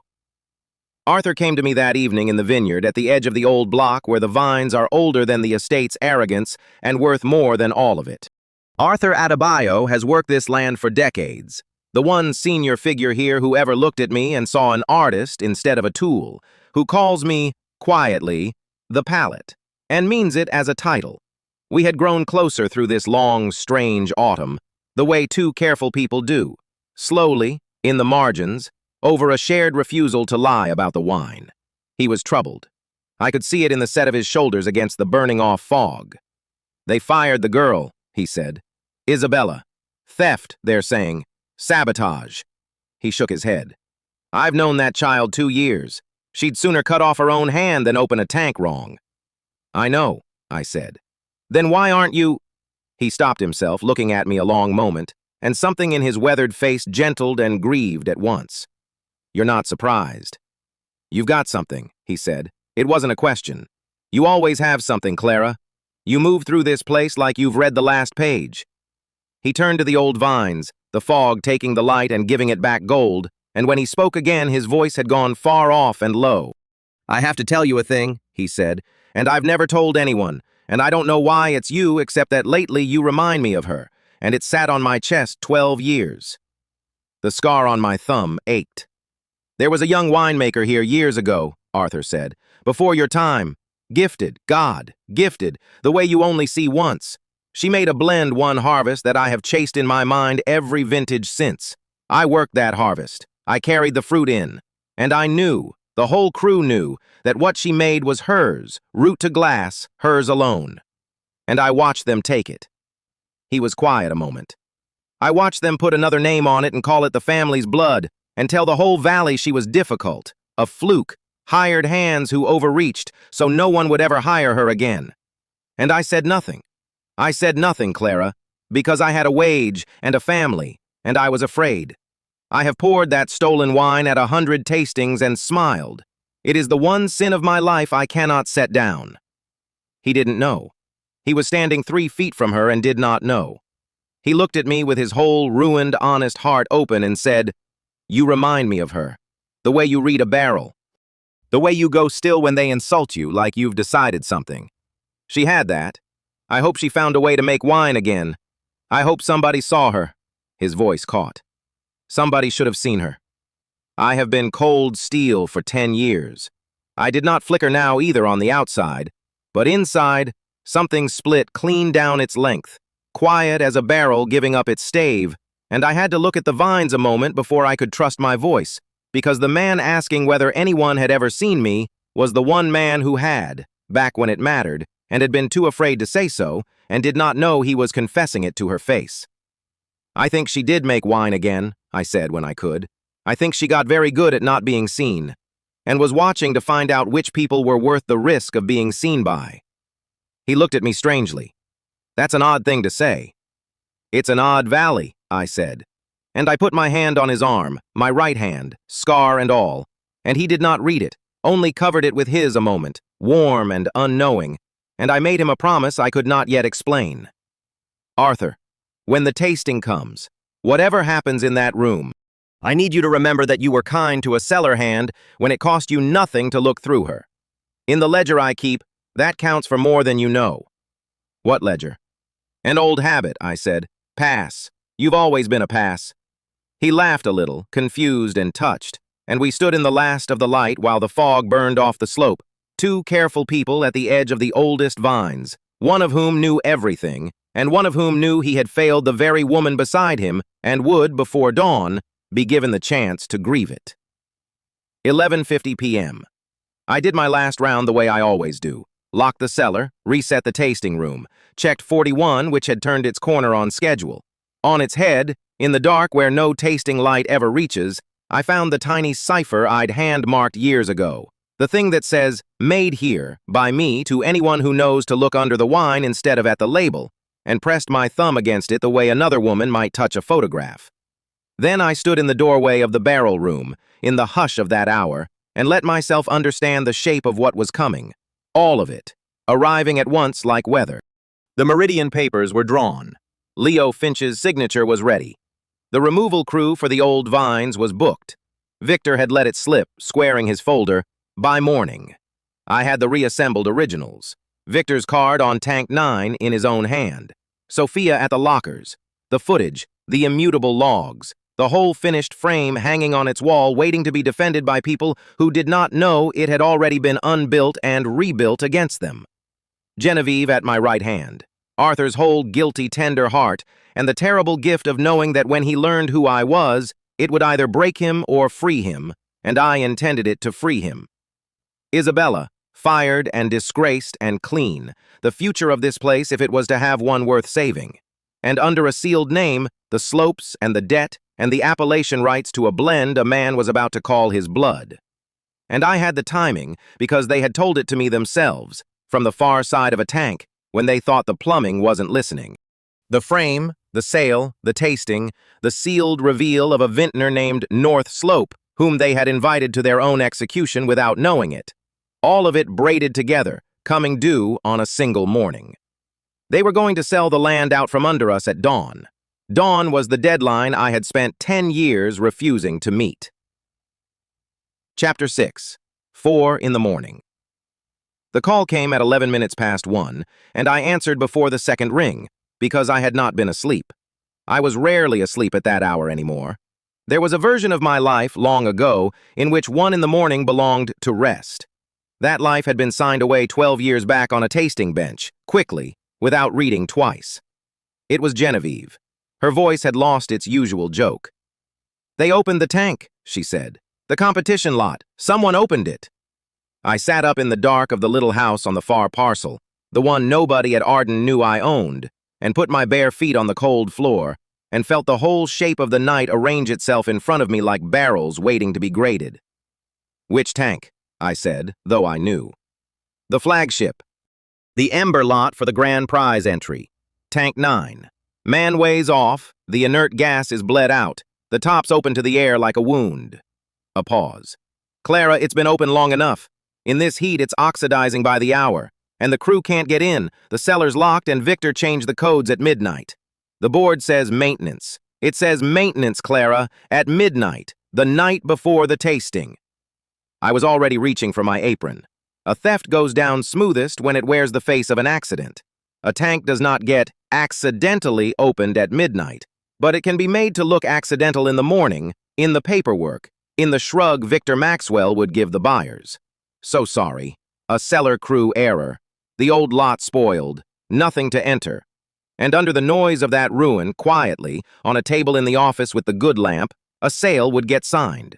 Ruin the wine, blame the hands, sell the ground while everyone is looking at the fire. "Get Arthur," I said. "Get Isabella if you can reach her. No, don't, she's fired. They'll say she trespassed." "Isabella's already on her way. She called me first. She heard it from a picker." Of course she had. You cannot fire a vocation. They had taken Isabella Solis's badge and her place at the bench, and she had gotten in her car at 1 in the morning to save a wine that was no longer hers to save, for a family that had thrown her out, because the wine mattered more to her than her own pride did. I keep a ledger in my head. I have kept it 10 years. I grade people by how they treat the wine and the powerless when they think no one important is watching. Isabella. Pass. In ink. "Tell everyone to meet at the crush pad," I said, "not the cellar door, and tell them not to break anything. Don't force the lock. Don't give them the incident report they want." "And do what exactly? Stand there?" "Buy me 20 minutes, I said, and hung up, because there were calls I had to make that she could not hear. 1:26 a.m. I want to be precise about what I did next, because it was the first time in 10 years I reached out of the shadow and moved something in the light, without stepping into the light myself. I did not call the cellar. I called a number in the city that rang on a desk belonging to Greywater Cellars, the holding company that owns things the Ardens do not know they no longer own. I called as North Slope. Not the cellar hand in the stained apron, the anonymous vintner registered with the appellation board, whose blends the whole valley whispers about and no one has ever seen, who quietly holds the appellation rights to a certain cuvée and the paper on the estate's best slopes, and a great deal of the debt those charming people are drowning in. Here is what Alistair Caldwell had never thought to check. The barrels that mattered, the reserve lots, the old vine fruit off the high blocks, the true heart of every heritage wine they poured, were not, on paper, entirely theirs. Years ago, when the estate was gasping and no bank would touch them, a discreet holding company had taken a custodial interest in the reserve inventory as collateral. Greywater Cellars, bonded off-site, cross-registered. A lifeline, it had seemed. They had signed it quickly and not read twice. People do when they think the person across the table is beneath them. So when Tank 9 sat open and the estate's grand prize entry died by the hour, there was a legal fact the Ardens had forgotten. They did not have the sole right to write that lot off. A creditor of record did. A custodian did. North Slope did. "This is North Slope," I said, and heard the young lawyer come fully awake at the name. "There's an entry lot at Arden. The competition cuvée, Tank 9, bonded reserve. It's being spoiled. I want an emergency custodial hold on the Arden Reserve inventory tonight, and a substitute presentation lot released from the Greywater bond in its place, appellation conforming, for the Valley Grand Prize entry. Same registration, same wine." "Same wine," he repeated, careful. "You can produce a substitute that's the same wine?" I almost laughed, as if there were any other kind. "I made both," I said, because I had. The estate's flagship, the thing Alistair toasted and called the family palate, I had blended it, every vintage for 10 years. And I do not make a wine I care about in a single tank and pray. I keep a mirror of it, quietly, in the Greywater bond, under my own seal. Insurance. Vigil. The lot in Tank 9 and the lot in the bond were the same blend, the same fruit, the same hand, mine. And one of them was safe in the dark 40 minutes away, while the other bled out under fluorescent light. "There'll be a signature required on the appellation transfer," the lawyer said. "The board will want the vintner of record to authorize it. That's you. That surfaces the name." The held breath of 10 years sat in my chest. "Not yet," I said. "Do it under seal. The board already holds North Slope's identity under seal. That's the whole arrangement. Release the lot, place the hold, authorize the substitution, and let the estate think their own reserve got saved by their own good luck. Let them believe they still own the wine that's about to win. I want them proud of it tomorrow." I looked out toward the black shoulder of the high slope, the ground my grandmother had picked on her knees for other people's names. "I want them to toast it in front of everyone before they find out whose it is." "Understood," he said. And then, because he was young, "May I ask what you're going to do?" "Hand them the rope," I said, "and let them tie the knot. They're very good at it." 1:52 a.m. I got to the crush pad in the apron, one of the crew, invisible, exactly as I like it. You can't see who someone really is until they've decided you're no one. They had all decided long ago. It is a strange armor, being no one. It lets you walk straight through a wall of frightened people, carrying a solution none of them will credit you for. They were all there in the security lights. Genevieve, arms crossed, jaw set. Arthur Adebayo, the old vineyard manager, on the phone, his voice low and hard, the voice of a man who has watched the land betrayed before and swore each time was the last. Half the harvest crew, pickers who had no reason to come and came anyway. And Isabella, who should not have been there, standing a little apart with the stillness of someone braced to be told to leave. Arthur snapped his phone shut. "Codes are changed. Victor's not answering. Sophia says there's a scheduled maintenance window and we're to stand down." He said the words the way you'd hold something rotten at arm's length. Meanwhile, the entry lot dies. 10 months of that fruit. The high blocks, my old vines. His hands opened and closed. They'd rather have no wine to enter than let the crew in the cellar. Ask yourself why. Because a spoiled wine is a story, I thought. A headline you can sell a vineyard under. But I did not say it. The cellar hand does not have opinions about the barrels. She only moves them. "Mr. Adebayo," Isabella said quietly, "I can get us in. The old delivery hatch on the north wall. It's not on the new code system. I go in, close the manway, sparge the tank with inert gas, pull it back under seal. 20 minutes. I know the lot. I've topped it 100 times." "You're not employed here," Arthur said gently, and it cost him. "If you go in, they'll call it trespass, sabotage. They already tried to hang a spoiled vintage story on you this week. You walk through that hatch tonight and you hand them the frame with a bow on it." Isabella's face did the thing that young, true faces do, the flinch, then the setting of it. "Then I hand it to them," she said. "I'm not going to stand on a technicality and let the wine die. That's not what wine is." And there it was. The whole reason I had come back into the very cellar that erased me and stayed 10 years, invisible, grating, to find out whether there was still one of us who would climb through a hatch at 2 in the morning for a wine that would never carry her name. To find her before they made her into what they had made me. The next pair of hidden hands, The next signature buried under someone else's cork. She was young me, standing in the security light. Same gift, same danger. I stepped forward, an old cellar hand with a rag in my back pocket, and did the thing I do, gave them the answer without the reason. "You don't need the hatch," I said. "The lot's already safe." They all looked at me. It is always a small shock to them when the furniture speaks. "I called it in," I said. "The reserve's under custodial hold. Greywater, the estate's off-site bond. There's a provision for emergency substitution when a bonded lot's at risk. The board's releasing the mirror lot for the entry. Same blend, same registration. It's conforming, and it'll be perfect, because it's been sleeping in a cold cellar instead of cooking in Tank 9. I let a beat go by. The entry's saved. Nobody has to trespass. Nobody hands anybody a frame. Silence. Then Genevieve, slowly.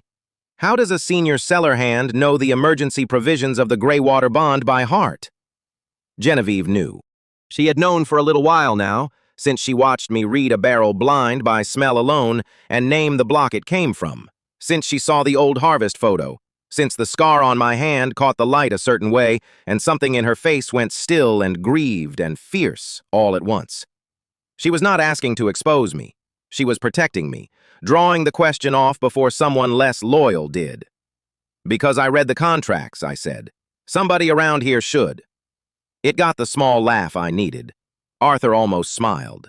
The crew's shoulders came down an inch, and under the laugh, Genevieve caught my eye and gave the tiniest nod.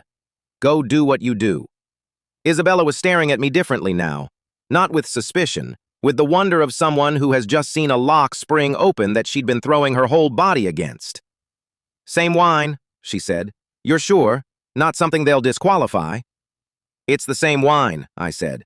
"I'd stake the vintage on it." She didn't ask how a cellar hand could be sure, but she filed it. She was going to be dangerous, that one, in the good way. 2:40 a.m. The crew went home a little after 2, once the estate's own duty log, which North Slopes people had quietly caused to be updated, showed the entry lot secured and en route. Reserve substitution authorized, sealed. Victor would find that in the morning, and it would ruin his coffee. He had opened a tank to kill a wine, and the wine had refused to die, and he could not say a word without admitting he'd expected it dead. I did not go home. I let myself into the cellar through the north hatch, the one that was never wired, the one I had known about for 9 years and never mentioned, because a person who is no one keeps a way in that no one watches. The barrel room took me in the way it always does, the cold breath of it, the smell of oak and lees and wet stone, older than anyone fighting over it upstairs. The hush of a cellar at 4 in the morning, though it was not yet 4. It would be soon. It always came. I walked the rows by the light of my phone, past the tank they'd opened, still bled out and sour-sweet with the smell of a wine left to the air, a small grief. That fruit off the high blocks deserved better than to be a prop in Victor's story. I put my hand flat on the cold steel of Tank 9, the way you touch the flank of an animal that has been hurt, and said low, "It's all right. I kept a copy of you." Then I went to the reserve racks, found the head of the barrel at the end of the row, and ran a thumb over the chalk. There it was, my mark. The cipher I have put on the head of every barrel I have ever truly made. A maker's signature in a place no tasting light ever reaches, where buyers never look, because buyers look at labels, and my whole life is proof of what a label is worth. 3 strokes and a slope. North rising. You will not find it on a single bottle. You will find it on the wood, under the bung, in the dark, where the hands are. I stood in the cold with my thumb on my own name and did the accounting. Because that is what 4 in the morning is for. You find out what a wine truly is at 4 in the morning, alone in the cellar, when the label is off and only the blend is left. And I had learned over 10 years of these hours that you find out what people are the same way, with the label off, when they think you are no one, when only what they actually do is left. I had a cellar full of what they actually did. The ledger was, that night, finally complete. I had Victor Maxwell's kickback, the payments routed to push the sale through, the second set of numbers that did not match the ones he showed the family, because a man who thinks the shredder is the end of a document has never watched a cellar hand empty the bin at dawn. Victor Maxwell. Fail.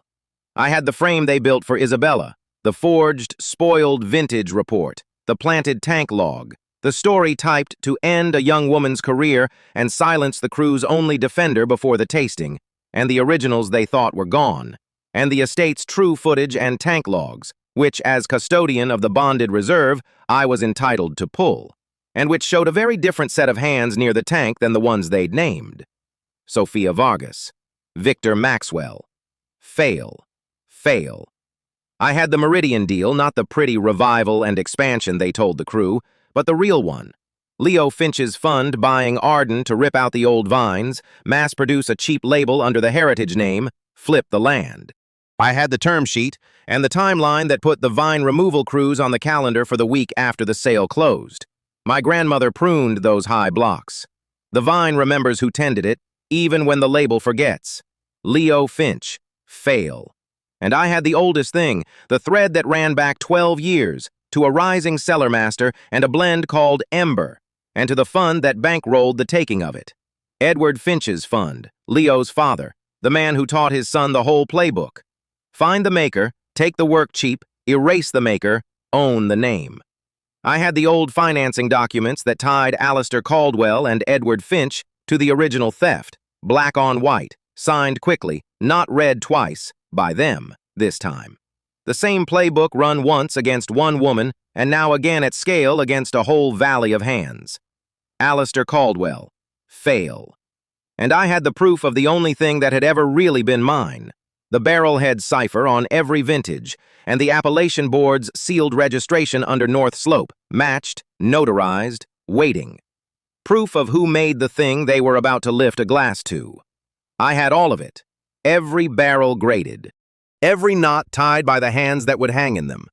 And here is what I decided, standing in the cold with my thumb on the chalk, the decision it had all been coiling toward for 10 years. I would let them have their morning.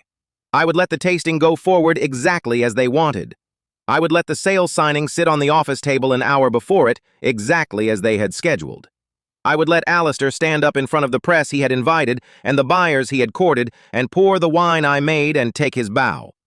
I would not stop the tank, the sale, the frame, the deal, any of it, 1 minute before the moment I had chosen. Because a reveal is a blend, too. It is nothing if you rush it. You wait for the exact instant the structure resolves, and that instant was the one they were building for themselves. The crowd, the cameras, the sealed envelope, the whole valley watching, the vintner known only as North Slope invited to come forward. They were going to open that envelope in front of everyone. Let them. 3:30 a.m. I heard them before I saw them. Alistair, Victor, Sophia, and the smooth, low voice that could only be Leo Finch, down in the private tasting alcove off the barrel room, where the family did its real talking, never once imagining that the woman who reset that room every dawn might be standing 20 feet away in the dark between the racks, a tool with a pulse. I did what I do. I picked up the decanter and the clean glasses, because the cellar hand keeps the glasses full, and walked into their light in my apron, and not one of them looked at me. Victor was laughing about the tank, cooked it good, and by morning it's a maintenance error, not a soul can prove otherwise. Sophia was on her phone, and Leo Finch was turning his glass by the stem, a man appraising a thing he means to strip for parts. To tomorrow, Alistair said, lifting his glass, and I moved around the table filling them, pour by pour, the way I have filled 10,000 glasses for these people, and they let me, because a hand at the bottle is furniture that pours. To a clean morning, see signs at 8, tasting at 9, and by noon, the family name is on solid ground, and this vineyard is somebody else's problem. To clearing out the dead weight in the cellar, Victor said, clinking his glass to Alistair's, looking right through me as I topped his wine. Long overdue. The dead weight, Sophia said, not looking up. Leo Finch raised his glass last, the only one who spoke slowly, the only one who ever frightened me, because he was the only one actually good at this. To the hands that make it easy, he said, and never ask whose name goes on the wine. He drank, set the glass down, and without a flicker, held it out an inch for a refill, the way his kind hand you a coat. I filled it, to the shoulder, perfectly. My hand did not move at all. It was my wine. Every drop in every glass on that table was my wine, the mirror lot, the blend I had kept in the dark for exactly a night like this. They were toasting their clean morning with the proof of the thing they'd stolen, and they did not know it. And I stood over them in the lantern light and graded them, one final time, barrel by barrel, in the ledger no one is allowed to read. Alistair Caldwell, fail. Victor Maxwell, fail. Sophia Vargas, fail. Leo Finch, fail. And in the pocket of the apron they thought was a uniform for someone with no opinions, my hand closed around a cellar key that opened a lot they no longer owned, in a bond they'd forgotten, registered to a name that was about to walk out of the dark and into their tasting room and take back everything, in front of everyone they'd invited to watch them win. The cellar breathed its cold breath around us. Somewhere, a barrel settled with a sound like a held breath let halfway out. It was nearly 4. It always is, in the end. I set the decanter down, exactly level, stepped back into the dark between the racks, and let them finish their toast. They scheduled the sale for the morning of the tasting. They had no idea the vintner they were toasting had been coiling their hoses for 10 years. Chapter 7. North Slope. The courtyard smelled of crushed rosemary and money. They had strung lights between the old oaks, filled the long stone tables with tasting glasses turned mouth down like a field of little bells, and hung the Arden banner over the stage so the press cameras would catch the name in every frame. 200 people had come up the slope for the Valley Grand Prize. I moved among them the way I had moved among them for 10 years, a woman in a canvas apron with a tray of water glasses, invisible as the tables themselves, refilling, clearing, coiling a stray extension cord out of a photographer's path. I knew every face in that courtyard. I had learned them the way you learn a difficult vintage, slowly, in the dark, without being noticed. The critics who would judge blind. The buyers who had already decided what they wanted to own. Leo Finch near the front, in a coat that cost more than the harvest crew made in a season, a glass of still water untouched at his elbow because he did not drink at events he intended to win. Victor Maxwell working the room, laughing at things that were not funny. Sophia Vargas steering journalists toward the good light. And Alistair Caldwell at the center of it, radiant, rehearsed, waiting to inherit a room. None of them looked at me. That was the arrangement. It had always been the arrangement. Behind me, at the low wall where the courtyard gave way to the cellar path, the crew stood in their good shirts. Arthur Adebayo, hat in his hands. Genevieve, who had known who I was for 2 weeks now and had said nothing, watching me with a stillness that could have cracked stone. And Isabella Solis, fired, escorted off the property 9 days ago on a scandal Victor had built out of shredded paper and a lie, standing at the very edge because she could not stay away from the wine even now. They had come to watch the estate be sold. They did not yet know they had come to watch it be saved. Inside the main house, in the study with the good desk, the sale papers were laid out. I knew this because I had reset that room myself at 4 that morning, the way I reset every room. Meridian's people had arrived at dawn. The signing was scheduled for 11, during the ceremony, deliberately, so that by the time the crowd finished applauding, the estate would already belong to a man who planned to tear the heart out of it. Down at the far gate, I had seen the first flatbed of the vine removal contractors pull onto the shoulder of the road, early, engine idling, waiting for a signature to become permission. 11 o'clock. That was their deadline. It had been mine for 10 years. The host stepped to the microphone, a valley grandee with a good voice and no idea what he was about to read, and the courtyard hushed to the sound of 200 glasses being lifted at once. "We taste blind," he said, "because the wine does not care whose name is on the label." I nearly smiled at that. I set down my tray. The pours came in flights, numbered, the labels sleeved in black so no judge could see an estate. I watched the panel work. 3 critics whose palates I respected and 1 I did not, swirling, holding the glass to the light, spitting into the silver buckets. I did not need to watch the glasses. I knew what was in them. I had made most of them. Flight after flight. Then the wine I had been waiting for. Sample 9. The Arden Heritage Cuvée. The wine Alistair would announce today as the family's crown. The wine the whole sale was priced against. I had not made it. That was the point. 2 years ago, Victor had cut my involvement to save cost and put the blending under a consultant who flattered Alistair and understood terroir the way a photograph understands a room. I had watched them ruin it barrel by barrel, and I had said nothing, because you do not warn a man who has told you your opinions are not part of your job. The head judge tasted sample 9. Her eyebrows drew together, not in pleasure. She tasted it again, to be fair, which is the cruelest thing a judge can do to a bad wine. Give it a second chance, and let it fail twice. She set the glass down and made a small mark on her card, and I watched her lean to the judge beside her and murmur something behind her hand, and I watched him taste and nod and make the same small mark. Then the third judge, and the fourth. 4 small marks in a row, like nails going in. I had racked that estate's flagship for 8 years. I knew the exact place the wine was supposed to open, the seam where the fruit was meant to lift off the oak and carry, and I could hear, in the silence of the panel, the wine failing to arrive there. Alistair had wanted a trophy he could photograph. He had gotten one. It only worked in photographs. "Hollow in the middle," the head judge said, and did not bother to lower her voice enough. "Over-oaked to hide the hollow. Somebody built this to be looked at, not poured. It's a costume, not a wine." A ripple went through the front of the courtyard, the particular ripple of people who have staked their reputations on a thing being told, quietly, that the thing is worthless. Alistair's smile did not move. He had learned to hold it the way you hold a full glass on a stair. But I saw his hand find the edge of the table, and I saw Victor stop laughing, and I saw Sophia look at the good light and find that it had gone. Sample 9 placed last, dead last, in the flagship's own valley, in front of the buyers who had come to pay for the name.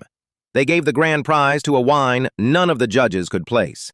"An extraordinary blend," the head judge said, and now her voice warmed, and I felt the warmth land somewhere under my breastbone where I keep the things I do not show. Structured but unforced, a finish that keeps opening, that ember at the back that comes and goes and comes back. I have tasted this hand before and never been able to name it. Whoever this is has been making the finest wine in this valley for years, and hiding. She was describing my signature. The finish I leave in everything I truly make. The low, returning warmth, the ember that fades and comes back, the thing you cannot fake because it is not a flavor, it is a decision. Made at 4 in the morning, alone, when the label is off and only the blend is left. Alistair rose. He crossed to the stage as if the last 10 minutes had not happened, because that was his gift, to walk toward a microphone as though the room had already agreed to love him. He would take the loss and fold it into a story. I had watched him do it for 12 years. "What a morning," he said, and the cameras turned. "The valley humbles all of us, even the old families." A rueful laugh, perfectly weighted.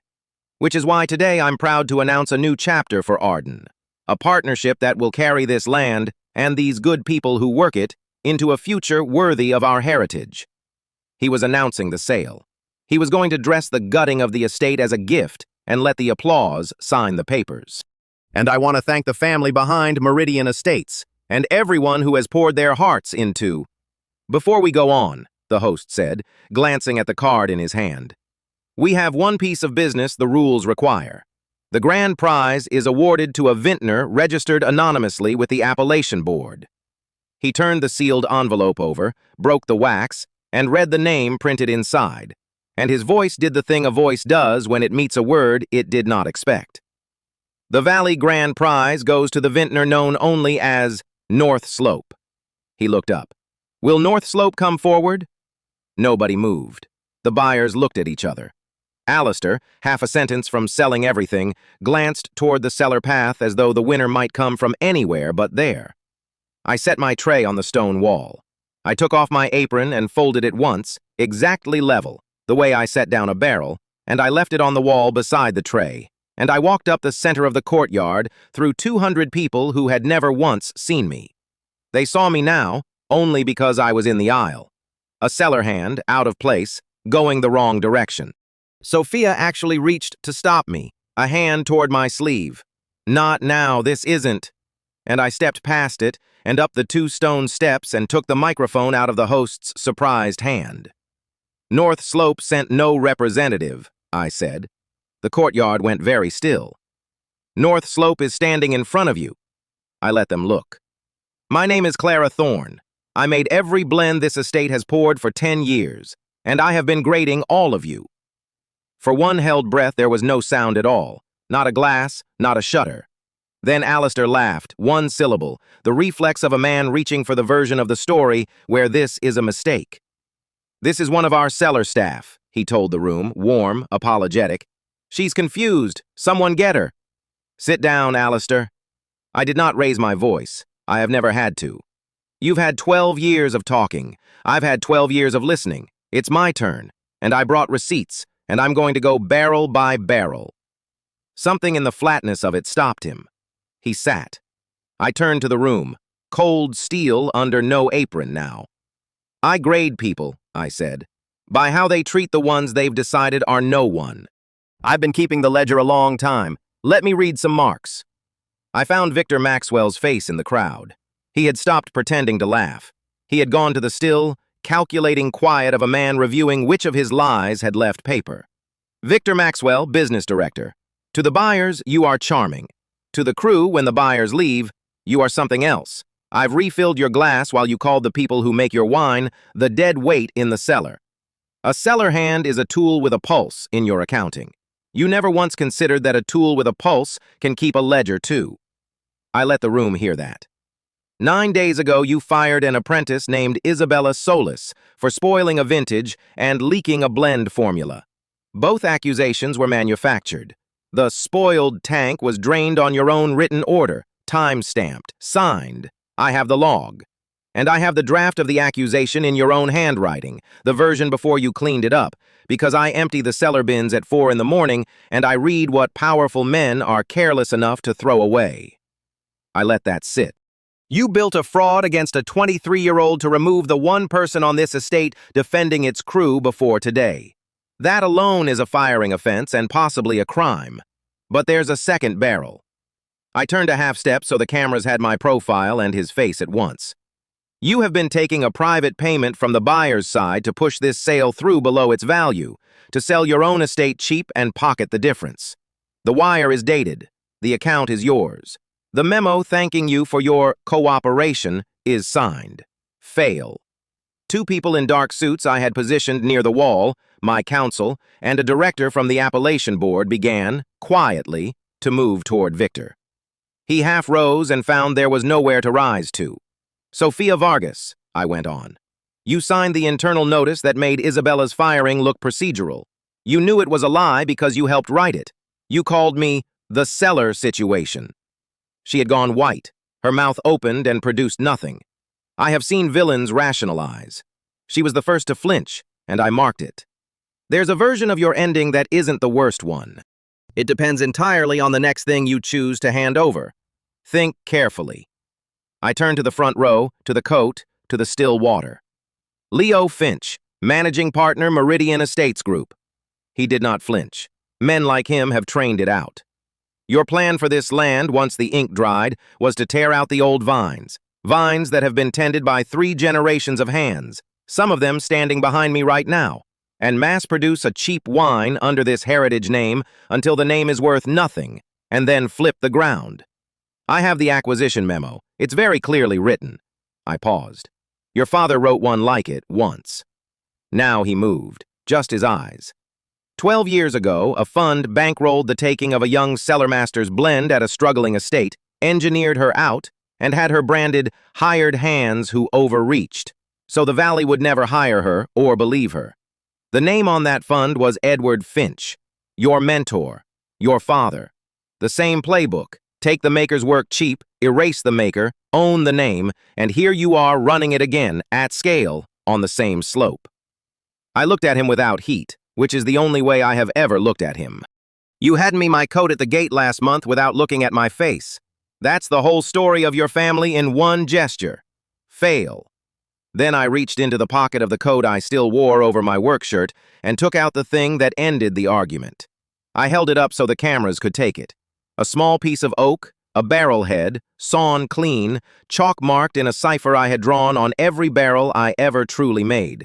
A mark I had left on the winning wine that morning and on 10 years of vintages before it. "This is the Appellation Board's sealed registration for the label North Slope," I said, and the director beside Victor lifted the sealed folio to confirm it. "And this is my mark, on the barrel head, under the wine, where no tasting light ever reaches and no buyer ever looks. It's on the grand prize you just awarded. It's on the heritage vintages this estate has sold for a decade. Match them. The authorship of every wine you've praised this valley over is in my hand, and it has been the whole time you were looking through me. The head judge had come to the foot of the stage. She looked at the barrelhead and at me, and something in her face broke open, recognition, and a kind of grief for all the years she'd tasted a maker she was never allowed to name. She nodded once for the room. Confirmed. Only then did I turn to Alistair. I let the courtyard wait while I looked at him, because I had waited 12 years and I had earned the length of a stare. Alistair Caldwell, I said quietly. Everyone here has a mark. Yours is the oldest. 12 years ago, you took a blend that a cellar master built in this cellar, the best wine this estate has ever made, and you put your family's name on it, and you buried hers. And you had her called a fluke palate and a difficult woman, and hired hands who overreached, so that no one would ever ask whose hands they really were. I stepped closer. You've sold that wine as your heritage for 12 years. You've given interviews about your family palate. You've told this valley over and over that a wine is nothing until it has the right name on the label. I put the microphone a little closer to him. So say the name of the blend you stole, right now in front of all of them. Say it. His mouth opened. The cameras held on him. 200 people leaned in, and every one of them understood without being told that this was the moment the whole morning had been building toward. That the wine and the prize and the sale had all been the outer barrels around this single question. Nothing came out. He tried. I will give him that much. He reached for a word the way you reach in the dark for a key you are no longer certain you ever owned. His lips shaped the beginning of a sound and abandoned it. He looked for one instant toward Victor, as though a business director could hand him the name of a wine. Victor was watching two people in dark suits close the distance to his own chair. Because he did not know it. He had never known it. He had signed the wine and bottled it and toasted it and inherited a whole life from it. And he had never once gone down to the cellar at 4 in the morning to learn what was actually in the glass. The name of the blend lived in the barrel room and in my grandmother's hands and in mine. It had never lived on the label at all. Ember, I said, so the record would have it. The blend was called Ember. I made it. You couldn't say it because you never knew it. You find out what a wine truly is at 4 in the morning, alone in the cellar, when the label is off and only the blend is left, and you were never once in the cellar. He sat with his mouth still open, and the room watched a man discover he was made of borrowed things. I lifted my wrist and checked the time, because the other half of this had a clock. 10:58. Now the business, I said, and my voice carried to the study window and to the gate. Some of you are here to buy an estate this morning. There is a signing scheduled inside for 11 o'clock, and a crew waiting at the gate to start pulling the old vines the moment it closes. I found the crew at the low wall, Arthur, Genevieve, Isabella. It isn't going to close. I turned back to Leo Finch. You cannot buy this estate, I said, because you cannot buy the part of it that matters, and I already own it. The best hillside parcels, the north slopes your memo prices the whole deal on, were sold quietly, over the last 10 years, to a holding company called Greywater Cellars. That company is mine. So is the estate's debt. I've been the true creditor for 4 years. I let the room do the arithmetic. You are not the buyer here. You never were. You were bidding on a house whose foundation I already held. The Meridian deal is dead as of this sentence. Your leverage was mine the entire time you were threatening the people who work here. Leo Finch set down his water and did not pick up anything else. There was nothing to pick up. I raised my voice for the last of it, and for once I let it be loud, because there were people at the far wall who had waited longer than I had for someone to say it into a microphone. The signing inside is void. I hold the controlling interest, and I do not consent, and my counsel is walking into that study now to say so on paper. I saw the second suited figure step off toward the house. Isabella Solis is reinstated, effective this second, with the firing struck from every record and an apology in writing that Victor Maxwell is going to sign before he's escorted off this land. The crew keeps their work. The pickers keep their homes. The old vines stay in the ground. I looked out over all of them, the buyers, the press, the valley's elite who had swirled their glasses and praised the label and never once seen the hands. The estate stays with the hands that tend it, effective now. At the gate, far down the slope, I watched the lead contractor take a call, listen, and wave the flatbed off the shoulder. It backed away from the vines. It backed away. For a moment, the courtyard held that enormous silence, the silence of 200 people who had, 10 minutes ago, been at a wine tasting and were now somewhere else entirely, somewhere they had helped build without knowing. Then, at the low wall, Arthur Adebayo began to clap. Slow and rough and alone, the way a man claps when his hands are shaking. Genevieve joined him. Then Isabella, both hands to her mouth first, and then not. Then the crew, and then the row in front of them, and then, because a valley loves nothing so much as a wine it can finally name, the room came up out of its chairs standing, glasses lifted now toward the stage, toward the woman in the work shirt who had poured for every one of them for 10 years and never once been offered a chair. I did not smile. I looked at their faces, all of them turned up toward me at last, lit and open and finally paying attention. I had spent 10 years learning their faces. Now, for the first time, they learned mine. Chapter 8.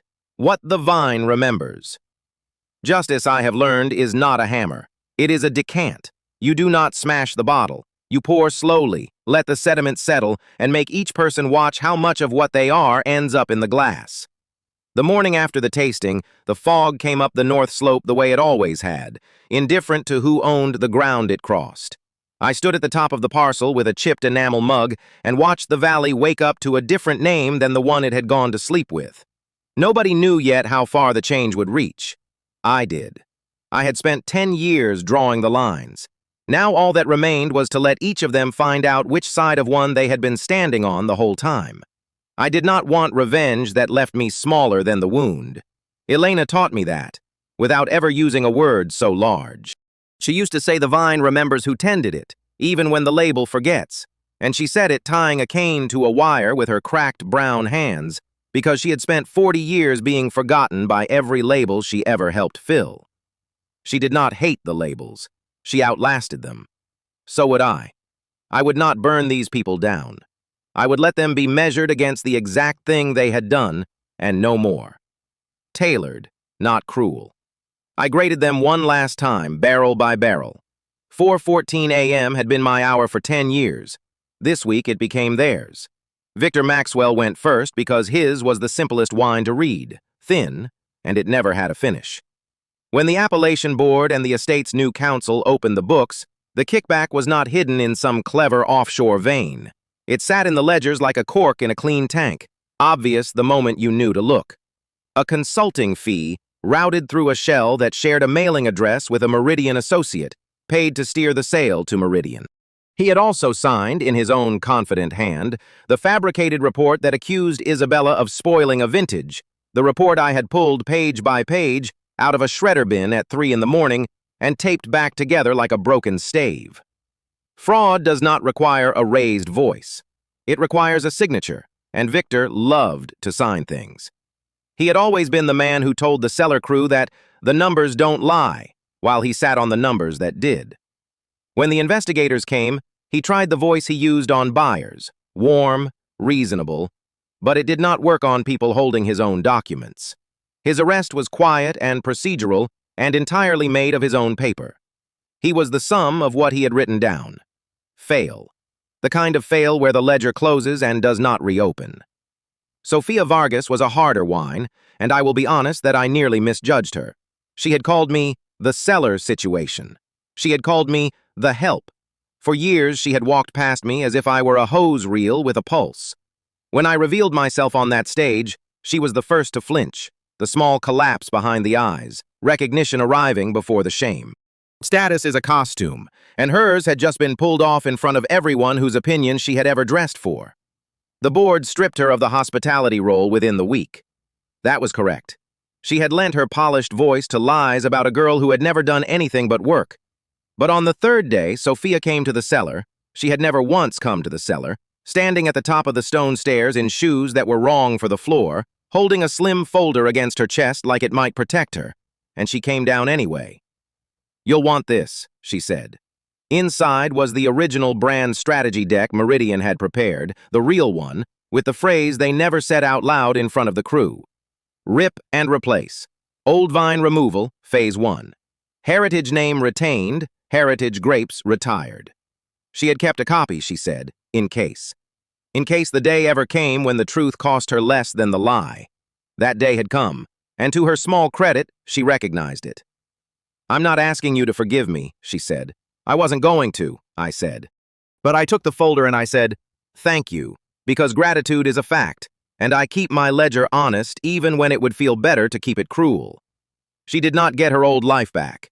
She got to hand over the proof and walk up the stairs slightly less hollow than she came down. That is not redemption. It is the first cane tied to the first wire. Whether anything grows from it was hers to decide. Provisional, but not fail. Then there was Leo Finch, and here the fog was not indifferent at all. Here it was almost tender, because this was the parcel where my grandmother's whole life and my own stolen one grew into one root. Leo Finch had built his career on leverage. You find someone who owes more than they can carry, offer to carry it, and the price is everything they have. His father, Edward, had run the same trade a generation earlier, and Edward's fund was the money behind the men who took my Ember blend and buried my name 12 years ago. Take the maker's work cheap, erase the maker, own the name. It was never personal to them, the coldest part. A playbook you could run on anyone whose hands built more value than their contract protected.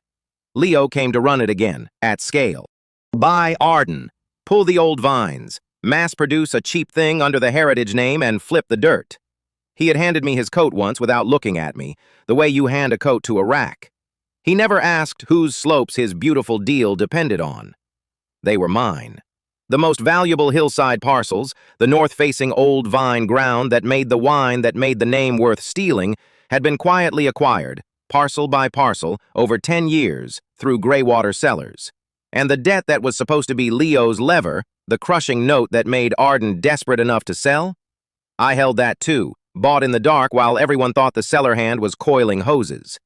Meridian's entire model required buying land and debt they assumed the seller controlled. The seller did not control it.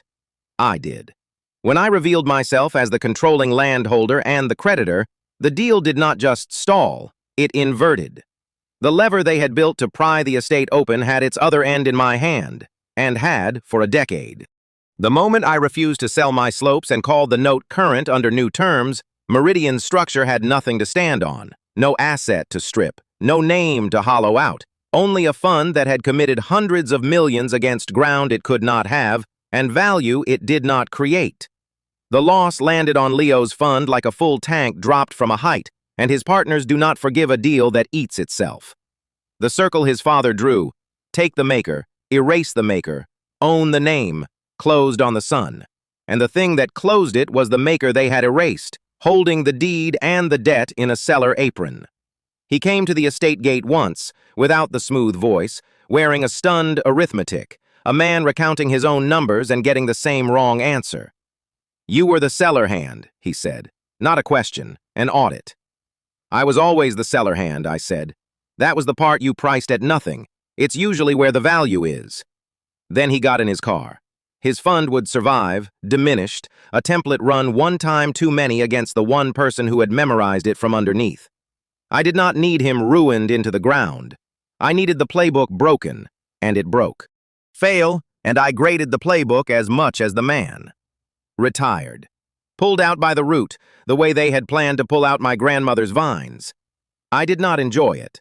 I only made sure it was exact. And then there was Alistair.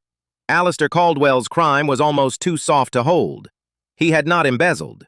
He had taken credit for a blend and made a bad sale, theft of authorship, of a name, of 12 years of a woman's life that lived inside a wine he could not have made and, worse, could not even taste. There is no cell for that. The law does not know how to arrest a man for signing his name to someone else's soul. For a while that had felt like the cruelest gap in the ledger. The one who wounded me most deeply was the one the world could touch least. But I did not need a cell for Alistair. I needed a mirror. He lost the estate, not to Meridian, not to a raider, but to the woman whose blend he stole, which is a different and more permanent kind of losing. He lost the name. The family that had run on the Arden palate for 3 generations discovered, in front of the entire valley, that there had never been an Arden palate, only Arden subscribers on Thorne work. He lost the Valley's respect, the only wealth a man like Alistair ever truly banked. The journalists who had once written, "A wine is nothing until it has the right name on the label," down as wisdom, now wrote it down as evidence. His true sentence, though, the one I tailored to fit only him, was smaller and heavier. It was to stand in the tasting room on the day we dedicated the reborn estate, watch my name go on to the wine where his had been, and say out loud, in front of the crew he had spent a decade calling Hands, the name of the blend he stole. I had asked him that on the stage. Say the name of the blend you stole. Say it. He could not that night, because a man who never knew the wine under the label cannot summon the name of its soul under pressure. The credit had always been a costume, and costumes have no memory. I gave him a second chance to say it, not out of mercy, out of precision. I wanted the record complete. We stood by the old tasting room wall the morning of the dedication. He was gray now, deflated, in a good jacket that no longer meant anything. The crew moved around us, hanging the new name. "Say it," I said, quietly this time. No microphone, no crowd. Just the wine between us, the way it should always have been.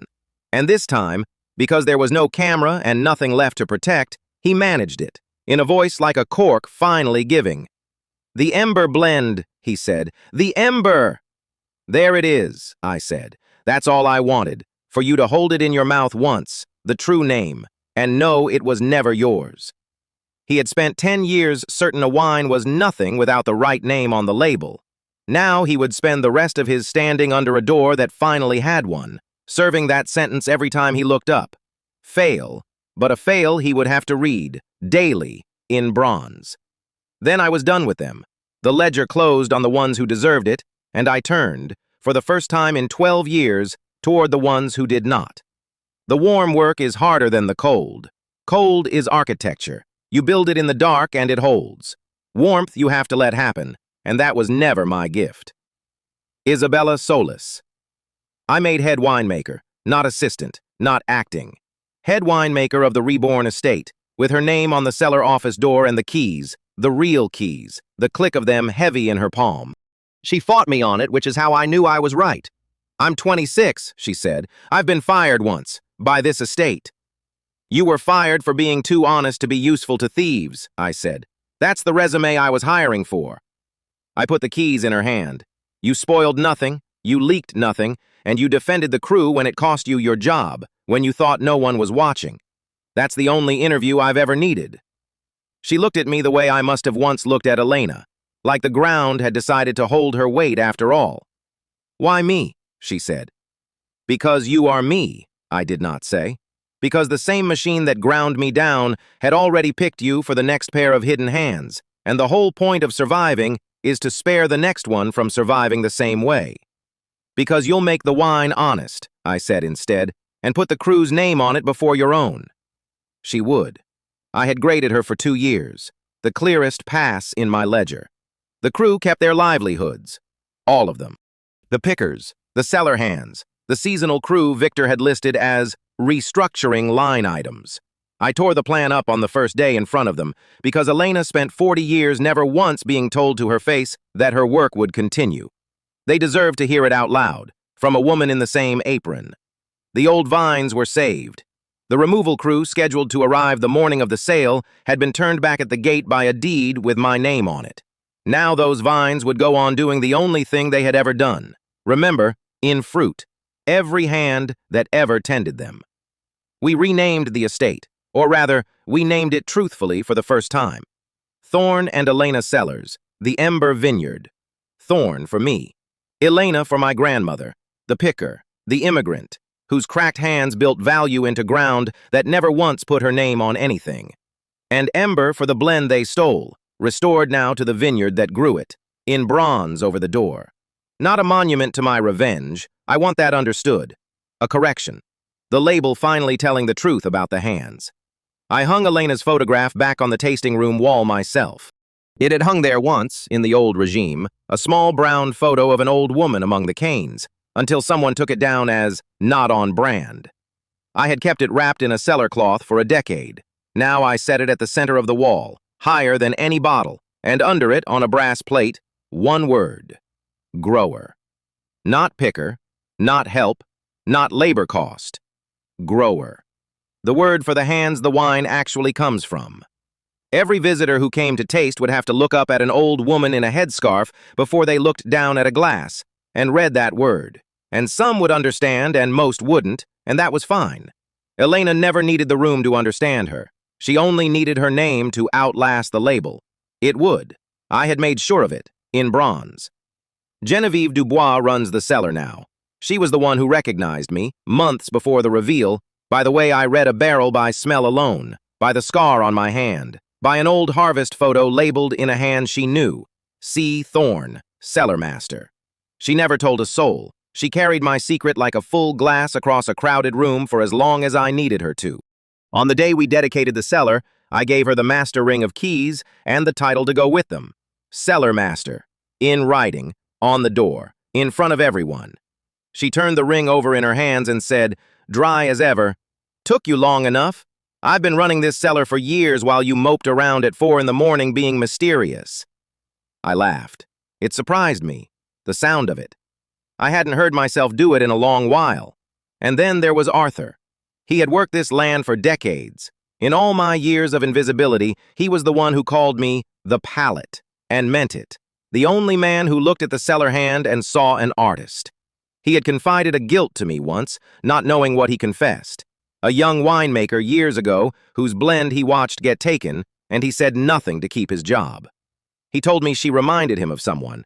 He never knew the someone was standing in front of him, in a stained apron, listening to him grieve her. He found me in the barrel room the week after the reveal, topping barrels by lantern, though I no longer had to. Some habits are not chores. They are prayers. He stood in the doorway a long time. When he spoke, his voice had the carefulness of a man setting down something he had carried so long, his arms had shaped themselves around it. "It was you," he said. 12 years ago, the Ember harvest.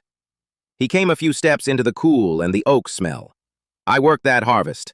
I hauled the fruit off the north blocks myself, and I tasted that wine once before they took it and put another name on it. I never forgot it. 30 years in this valley, and I never tasted anything truer. And I watched them take it and said nothing, and I have carried the taste of that silence in my mouth every day since." He shook his head slowly. "It was you, the winemaker I failed, right here the whole time, and I never saw it." "You saw it," I said. "You just called it the palette instead of my name. Everyone else called it the help. You're the only one who got that close." I set the lantern down between us, exactly level, the way I set everything down. "You didn't fail me, Arthur. You survived them. That's not the same crime, whatever you've been telling yourself at night." I could have spoken. "You'd have joined me in the dark, 2 of us erased instead of 1, and no one left inside to remember." I looked at him. "I needed someone to remember the wine. For 12 years you kept the taste of it alive when no one else even knew it existed. You held it. You held me, and didn't even know my name." He was quiet. The barrels breathed around us the way they do. "I know it now," he said. "You do," I said. It was not a grand thing what passed between us then, and it did not need saying out loud, so we didn't. He picked up a topping jug without being asked and worked the next row beside me in the lantern light. The 2 of us moving down the cool, dark aisle in the rhythm 2 people fall into when they have both, in their separate silences, loved the same wine for 12 years. That was enough. Pass. A pass I had waited a very long time to write. The dedication came on a bright, cold morning with the fog burning off the north blocks. The crew was there, and Isabella with her keys, and Genevieve with her ring, and Arthur at the edge, and Elena on the wall above us all with her one bronze word. The press came, the same press that had once written Alistair's line down as gospel. Alistair came too because I let him. His sentence required an audience of 1, himself, watching. I did not give a speech. Speeches are labels, and I have spent my life distrusting labels. I only uncovered the new name over the door, let the crew read it, and watched the ones who had spent a decade invisible see their work finally named in the same bronze as mine. Then, while the others toasted in the tasting room under the good light, I did what I have always done. I went down into the cellar alone. Because there is one barrel I still make myself, by hand, start to finish, and I will make it every year until my own cracked hands can't lift the topping jug. A single small barrel, nobody's job but mine. I go down at 4 in the morning when the estate sleeps and the tasting lights are off, and I do the work in the dark that no label ever sees. I am teaching Isabella to do the same, not the blend, the hour. The habit of going where no one is watching to find out whether the thing you made is true when there's no name on it yet to make it true for you. That is the chain, how you make the hidden hands visible. You keep passing down the hour, the ledger, and the refusal to lie to yourself in the dark. I mark the barrel head with my cipher, the small hand-cut sign I have put on every true blend for 12 years, the one that survived being erased, that proved on that stage the wine was always mine. Then I stepped back and looked at it in the lantern light. A barrel, a mark, a name where the hands are. Alistair was right about one thing, and I can afford to give him that now, with nothing left in his hands to take it back. A wine is nothing until it has the right name on the label. So I put the right name back, not on the front where the buyers look and the tasting light falls and the price gets decided. On the barrel head, where the hands are, where the cellar is cold and the oak breathes, and no photographer will ever aim a lens, because there is nothing there to sell, only the truth of who made it, cut into oak. You find out what a wine truly is at 4 in the morning, alone in the cellar, when the label is off and only the blend is left. So am I. Pass.